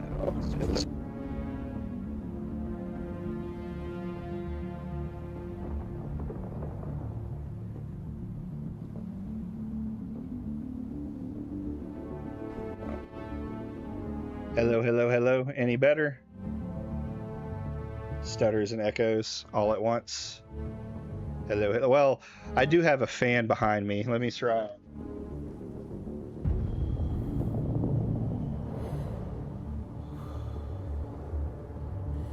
Any better at all? Yeah, that's good now. Okay. It may have been the fans behind me acting up with something. I am in a garage right now. That's where I do my streaming. No AC, no nothing, and it's with the fans going. It was 83 degrees. Yeah, you better now. Good. So, what was I saying? I lost track of it. Let's go back just a little bit so I can reinvigorate my anger. That's right, Simon. That's the kind of content I put out for you. I get in this hot garage in sometimes 90-degree weather. I have a laptop. I bring it inside every day so that it doesn't get, because I'm also in Florida. It's very humid here. Like, it's very humid in the room I'm in. It comes inside every day because I don't have a very big house. So I'm one of the poors. So I have to find spots where I can. Let's see if we can hear it now. Okay, why are you not? Get back over here. Come on here. There we go. Wherever possible, and denied the mob any chance it had of ever claiming victory, even a shred, in any capacity. Let me tell you, to keep this thing cool, I have the fans on full blast on my PC. I have a place for my laptop to sit, a little cooling fan that it sits on top of. So I do everything I can to bring you guys the content. So remember that. Go tell your friends, bring them out here, and we can complain about people on the internet together. Whatsoever. My version of surviving what felt like a never-ending stream of filth directed my way, or winning against it, I guess, was to make sure that these people got absolutely nothing in return that they wanted. And it worked. Eventually they gave up. They had no impact on me. They got no concessions. They received no apologies. They got literally nothing. And Yeah, while dumb I'm certainly not temperature gonna sit here and say measurements. it's the best way to respond in a crisis. It's no one probably watching a YouTube video actually knows how they would respond in that same crisis. it depends on like what it was. Was it like a really bad take that maybe you should have said something for? Like you don't necessarily have to bow to the mob, but if your take was bad, just not changing your opinion. You Americans and your dumb temperature measurements. Don't be jealous. Like, don't be jealous at all. That we are superior in every single way. They call it freedom units for a reason, Simon. Until it happens, and most people have not gone through this. I see that same exact response right now from Pirate Software, but it's happening on a scale that I couldn't even dream of. His defense mechanism after the shift has taken place, where it's now a ridiculously large internet mob all against him individually every second of every day. Whether deserved, undeserved, right or wrong, it doesn't matter anymore. His defense see? Is okay, boomer. Unk, don't be calling me Unk. All right, so basically what's going on with Upper Echelon, like I said, he can make points about, you know, the hate mob and stuff like that. There's some good points, but I think it's overshadowed by like his very bad overarching point, which is that since the mob's here, he doesn't have to hold himself accountable for being fucking wrong. Don't talk of countries meant to say EU.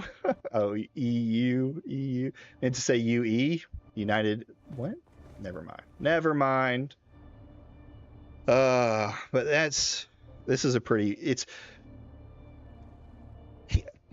Upper Echelon is going through something that almost all bigger YouTubers go through at one point or another, and he's saying because of that, Pirate Software is justified in not taking accountability for the things he's done and said that have caused damage to another content creator. It's fucking.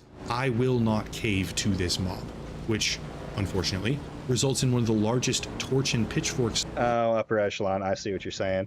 I don't know why. I was in the military for 19 years. And I still don't understand. Like, acronyms now are completely oblivious to me. I need to find water. Quickly. Need to find water, and I need to find, let's see. Oh, there's water right around there. Boop. Let's see if that's going to help. But it's basically like if the mob's there, it doesn't matter if you did anything wrong. You just need to stand up to the mob, is what I'm gathering from this. Style internet hate brigades that I've ever personally witnessed. On the bright side, if I'm correct here in the interpretation that he has a similar fight or flight style response compared to my own, if I'm correct here, then he will properly understand deep down inside secretly that he was objectively wrong about the Stop Killing Games initiative. In a year or 2 or 5 years, he may even come out publicly and say it. I was wrong, or admit it. Who knows? No, While he's in the not. meantime, though, adjusting his content behind the scenes. This is a guy who has years of history doing this. Like, this isn't one event for him. And this is Upper Echelon, the guy who's supposed to be all about research, not doing research. And being exactly what he talks about other drama YouTubers doing, is just talking about a subject.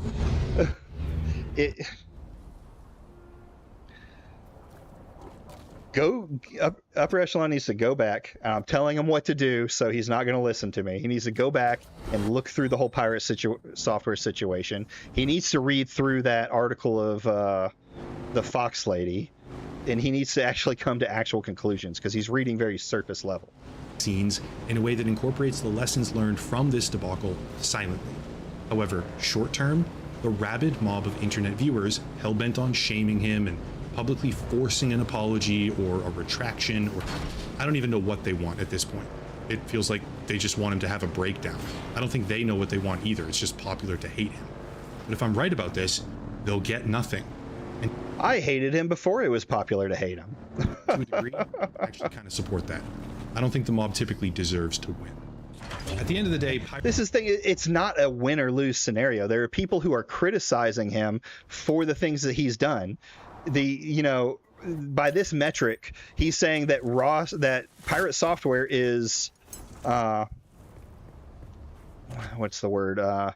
Legitimate and not apologizing to Ross for his takes because Pirate Software says Ross's fans are harassing him. And that's just not the case. Just because you get angry at some people on the internet, sorry, that's kind of part of the job when you start to get bigger on the internet.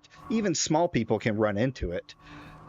If you make a mistake, if you don't say something right, it's not that you have to listen to the haters or the mob. It's that you should have ethics enough. You should have morals enough. Morals is the better word. You should have the morals to say, hey, I messed up here. Here's where I messed up. There's people that are going to ask ridiculous things of you that don't match with what you did. But you can critically look back on it, step back, even now, not fucking years from now, and say, this is where I went wrong, right? You got to put your pride aside. When people say every critique is part of the mob, hey, that's when you know people are full of themselves sometimes, or all the times. Yeah, that's the thing. It's like it's such an easy defense that everyone uses, saying, "Oh, well, it's just the mob, so we shouldn't listen to them. They're not critiquing me. It's the hate mob." This is probably the worst video I've seen of Upper Echelon. And I watched him pretty regularly for a long time with some of his stuff about games and the things he was going into on scammers. But he's just completely lost the plot, and he hasn't paid attention or even hasn't done the minimum amount of research. I'm not, like I said, I'm not talking about the crazy furry sexting that he did. I'm not talking about his fursona or anything like that, but there's other things you can point to and go, oh, Pirate Software is kind of fucking wrong all the time and kind of an asshole and, harmful to people around him. He will do whatever he has to be right. Pirate Software was objectively wrong in his critique of Stop Killing Games. Like, just on a And there it is. He says it. He was objectively wrong. So factual basis, he got a whole bunch of things wrong. But that overly confident criticism just so happened to coincide with an atmosphere shift where hating Pirate Software is the trendy thing to be doing. As a result, millions upon millions of people have now seen his content. Yeah, I agree. The fursona stuff is irrelevant. It's funny. It's absolutely hilarious in the ways that he does it. And Grizzle, if you're listening, I'm not talking about you. I'm talking about Pirate Software's entire deal. But it's... Oh, the salvage metal's in the back. It doesn't, like, he's flat out saying, like, he's wrong, but it's okay because the mob is retarded. Under the worst contextual circumstances possible for him, which leaves him with an immutably stubborn response to a brute force-minded internet mob which continues to linger, possibly even grow larger, month after month, constantly circling back stronger after each new skirmish with them. I don't even know if there is a valid way out of it for him at this point. If he did issue like a thoughtful response and apologize to everyone, it would take a monumental shift in coverage from a slew of creators all simultaneously to even make a dent in the... I mean, to be fair, there's a lot of things that he would have to apologize for and actually start to change. And yeah, he's kind of already past the point of no return with that because he keeps doing it over and over and over again. This isn't one situation where suddenly he's easy to hate, right? Oh, he was ridiculous on World of Warcraft. Ha ha ha. We should hate this guy. This is everyone. This is the rest of the internet waking up to what the smaller commentary sides of the internet have known for years. Current narrative. But the final message that I have for anyone who watches this video is that none of you actually know what it's like to go through that. Oh God, Either, to be honest, not at that scale. Okay, that's like a whole different thing. He has whole teams of fucking people to moderate his shit. Like, he has 15 employees that he pays, and some of them are his moderators. He's a big boy. He can fucking handle it. Like, this idea that, oh, you just couldn't understand. Yeah, sure. I haven't experienced that side of it yet. And it can be a crazy thing. But this isn't the days where people were going to people's works and threatening them or firing them. This isn't something that is happening. He's not being appeasing your emotions. Yeah, this isn't. People aren't doxing him. People aren't doing crazy shit. Most of the people talking about him that he's calling hate brigades from are fellow content creators of the same size or smaller. The little bit that I went through was already bad enough. But even the situation that I dealt with came down to appeasement to emotions, yeah. Literally thousands of people who wanted nothing more than to just watch me suffer. Thinly disguised, by the way, under the claim of just providing feedback or just some criticism. Like, no, they just wanted to watch me suffer. And the same thing is happening to him. Yeah, I'm sure they did, but okay. Which leads me to the understanding that while pirate software... While there are some people who, yes, very much want to do that, some people just want to critique you. And just because it happens a lot doesn't mean that they just want to watch you suffer. This is such a fucking bitch attitude to take on this. Like, you actively... Upper Echelon has gone after game developers and other people like that for real shit that they've done, and he's brought that forward. Does he not think that those people receive hate from it?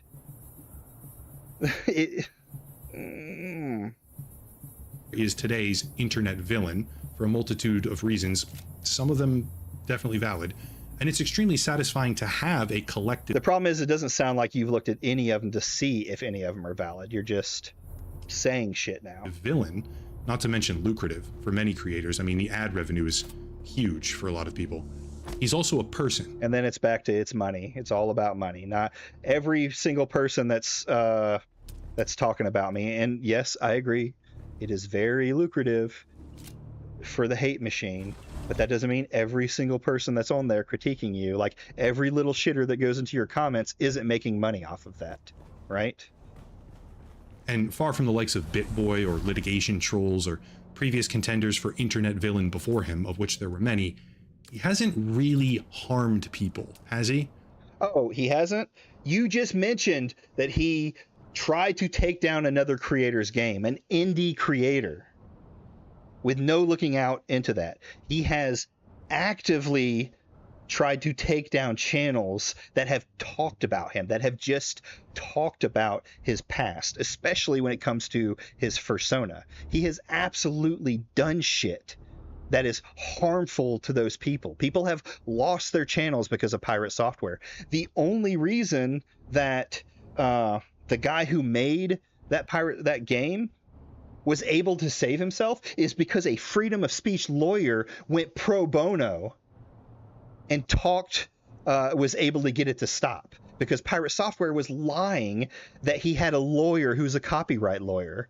The guy, the pro bono lawyer, went into pirate software Discord and kept talking with this supposed lawyer who isn't even in the United States, and pretty much figured out, yeah, he's not a lawyer. This is all bullshit. Either get it retracted, or we're going to retract it and you can come after us and I'll sue you for it. So no, he is absolutely fucking done shit. I think that most content creators lack the self-awareness that their audience would still harass others, even if they don't claim to advocate for it, but their content attracts them. You're always, yeah, that's the point. You're always going to attract people. Like, if you're a content creator, you're going to attract people that are that way, period. It's what's going to happen. And that's an unfortunate thing about it. Like, you can say all day long that, don't go harass people, don't go brigade, don't go do anything like this. People are still gonna freaking do it. So the fact is the hate mob has done everything wrong, so pirate software is okay. You haven't looked at any of Pirate Software's history to come to that conclusion. You're just saying shit because you got butthurt once by the internet. No, he hasn't. All right. The honest answer is no. He doesn't harm people. They just He's harmed their jobs, their side gigs, their hobbies, their channels. don't like him, which I do think makes a difference. He has also gone after content creators in the OnlyFans group that were posting his content. He's DMCA'd them to take down their videos. He's copyright struck. He's he's complained about harassment from people who are just talking about his roaching. He is the kind of guy that does this kind of stuff, that brigades a channel to try and get it taken down, that tries to silence any criticism against him as we're getting into that. But again, Upper Echelon has done little to no research, which is disappointing for a guy that I've known to do the fucking research. In how the situation should be treated. That's it. Do not contribute to the harassment that he's receiving, because no variation of anything that any of us could ever possibly Too late, bub. We're already talking about it. say to him or about him in some lame attempt at forcing an apology because we think we're owed one, or an acknowledgement. I don't think I'm owed one, but I think Ross is fucking owed one for how objectively wrong he fucking was. I can think that without going and harassing him. Or whatever it is will ever work, because no matter what it is, it's been said 50 times over already, 25 different ways, with the only impact of reinforcing his very likely mindset that the mob does not deserve to win. Again, I see myself in this situation.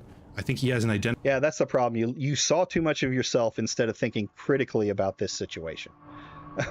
And that's really led you to have a completely bad take over it, completely wrong in this entire situation.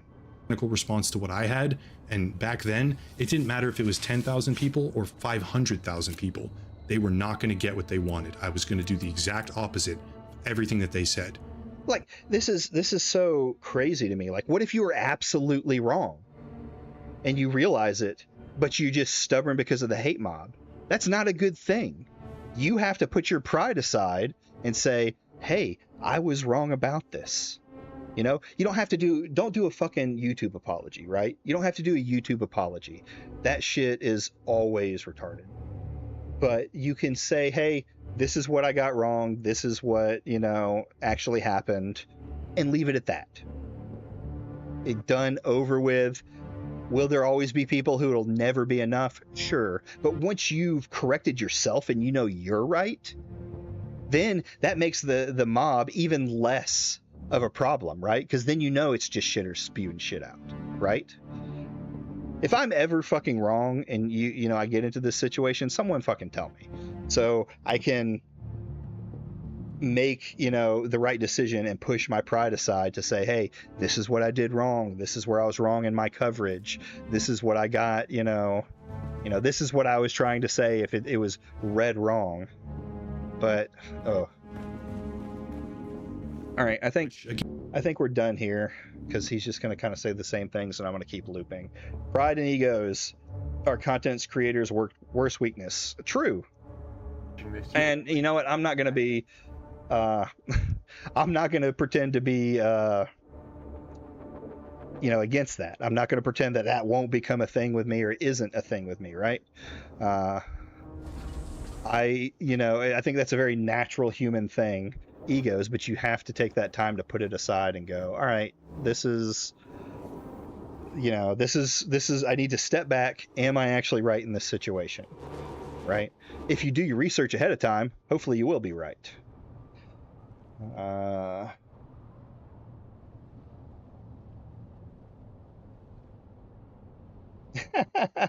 might watch this too, because I want to see Endemion's take on it. Maybe this will give me a little bit of a boost to see how an anti-woker comes up with the Pirate Software stuff. That may be our last video for the night, while I build up these things. So let's see here what Endemion Games has to say about it now that Upper Echelon has given us his piece. Done with this entire fiasco, but it looks like things have gotten more. Actually, you know what? No. Here I am No. Again, with I'm a- changing ADD. New Boom. things have been Internet said, commentator, and the live streamer, and Okay. Most people probably don't know who this guy is. This is Card Posting. He is a bread tuber that I like. I like very few bread tubers. I learned of him through Queeman, and I've watched some of his content. He makes content on dog whistles and stuff like that. It was his main thing, but here lately he's been making drama videos on people, and it's been fun to watch him change over. He's like one of the few bread tubers that's trying to actually push away from breadtube now that it's kind of fallen dead. So I want to see his takes and see how it compares to our buddy Pirate Software, or to our buddy Upper Echelon.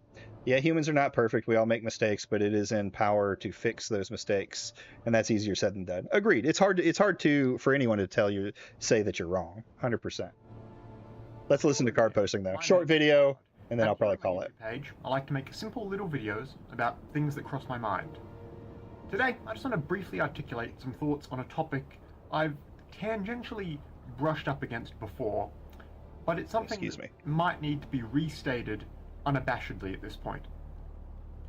You should hate Pirate Software. Yes! If you're ever watching this, you already know who that is. Internet commentator, live streamer, and ostensibly games developer, Jason Thor Hall. And today, I just wanted to express, for the sake of anyone who might still need to hear it, you shouldn't just merely dislike the man or simply disagree with his opinions. Okay. You should hate him and everything he stands for and represents. Okay. I don't necessarily want this video to be just a laundry list of everything bad he's ever done. Not just because that would be a very long list, but because that would only be half the point anyway. Sure, you could mention Pirate Software's years and years of self-aggrandizing based off his nepo-hire do-nothing former job, or how he treats literally everyone he publicly interacts with, from his peers to his club. Now, Card Posting does have a more detailed video, but already here, like, he's at least stating things that he's done, right? He's looked into his history. He sounds like he's actually looked at what Pirate Software's done. I might be biased because I'm a Pirate Software hater. Straight up to the point. I can respect that. That's what I'm talking about. Collaborators to his fans with absolute condescension and contempt. Or you could mention how most recently he's inserted himself into a consumer rights campaign to just be a fifth columnist wrecker, lie a whole bunch about the movement itself, and refuse to apologize for what he's done. You could mention all that, but I won't. Because you shouldn't have to keep... Way to take the high ground, Card Posting. I like it. You're getting to the point. You're telling us what's wrong with him, but you're like, I'm not going to dip myself in the mud. Track of every single thing someone like this has done. It doesn't need to be your job or my job to maintain a complete record of every single slimy thing someone else has done. All you need to keep in mind is that he's worth hating. You know it, I know it. It's not discrete actions here and there, all being assigned badness points and getting weighed up at the end of the day to see if someone's a good person or not. It's not what he has done and keeps doing. It's just his personality, his motivations, what Pirate Software is at the core of his being. This is just a... This is just like a straight up hate. It's complete opposite. Just hate him. Just hate him for for who he is. Just hate him for his face. Greedy, lying, antisocial wretch. People like this are always worth hating. The narcissists, the bloviators, people who try to lord industry connections from being on the computer all day over you, as if that makes them better people. These people who choose to argue against the public interest because of their own short-sighted greed, they're scum. And you're allowed to think it's good when they finally get some semblance of pushback or comeuppance for their actions. Thank you. Card posting. Some people out there in the world who think it's just inherently wrong or regressive or childish to hate people or to rail against public figures online or whatever. Okay, I didn't pre-watch this little video, but this kind of like is the complete opposite of what Upper Echelon was saying. The card posting is just flat out like, it's okay to hate somebody. There's nothing wrong with it. Most people are wrong. Wrong, and just trying to run cover all the other people in the world who deserve criticism.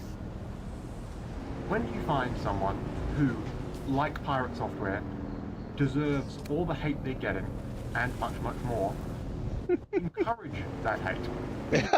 Okay. Don't talk about the things he's done, but I don't know that if I can flat out say encourage the hate. That seems a little much. Good even to wish all the worst in the world on this guy and people like him. Pirate Software hates you. He has nothing but contempt for anyone he sees as below him, which includes True. Watch him, people who don't watch him, all the other creators online who he's lied about or lied to or tried to attack through legal means maliciously and wrongly. And I guess he even hates all the people closest to him too, who he once called friends. Given how Pirate Software simply acting shitty during his buddy's game night is what started getting people to take a closer look at what else he gets up to anyway. And if Pirate Software hates everyone, it's only right everyone hates him back. Please do so.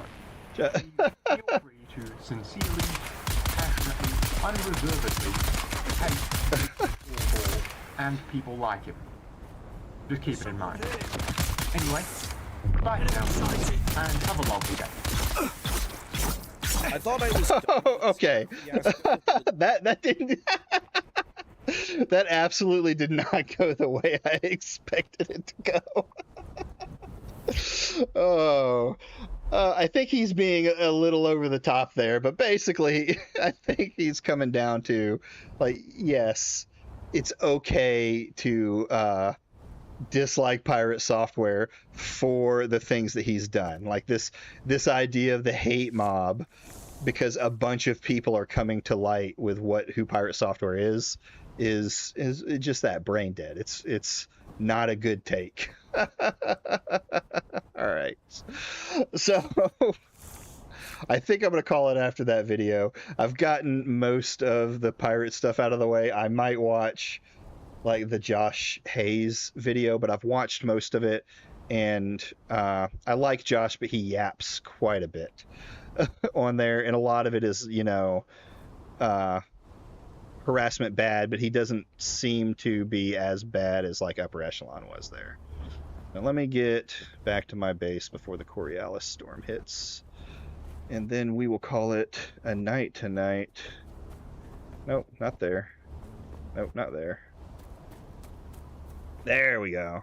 Gotta get the right button.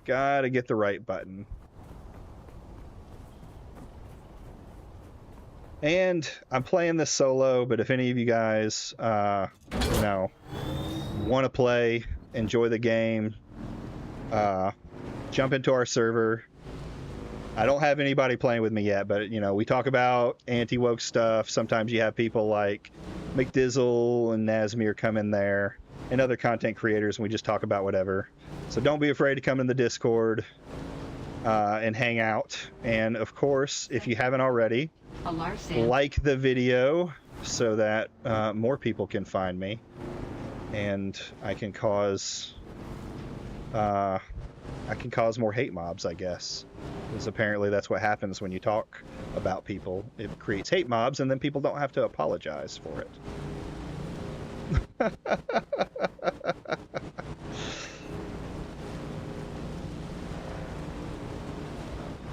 Almost there. Almost home. This game has been on point. This is probably one of my... I like survival games. There's usually a point when you start to... Like, it's got the grindiness, though at a certain point I think they've overtuned it a little bit, where you can just get ridiculous amounts of ore but so far, outside of the in-game problems, I'm loving this game, and some of the bugs. There's quite a few bugs. I'm loving this game. Like, oop. And park you right there.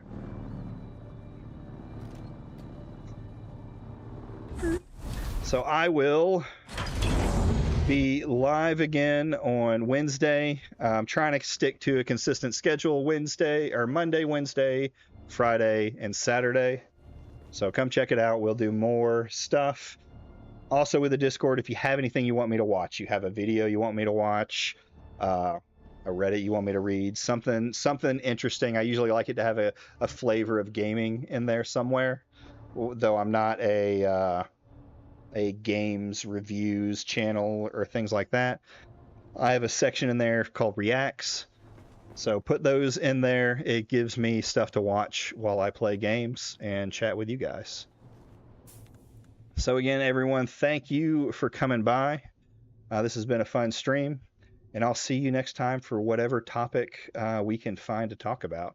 Maybe Pirate Software will lolcow himself into some more drama. Later, guys. Y'all have a good night.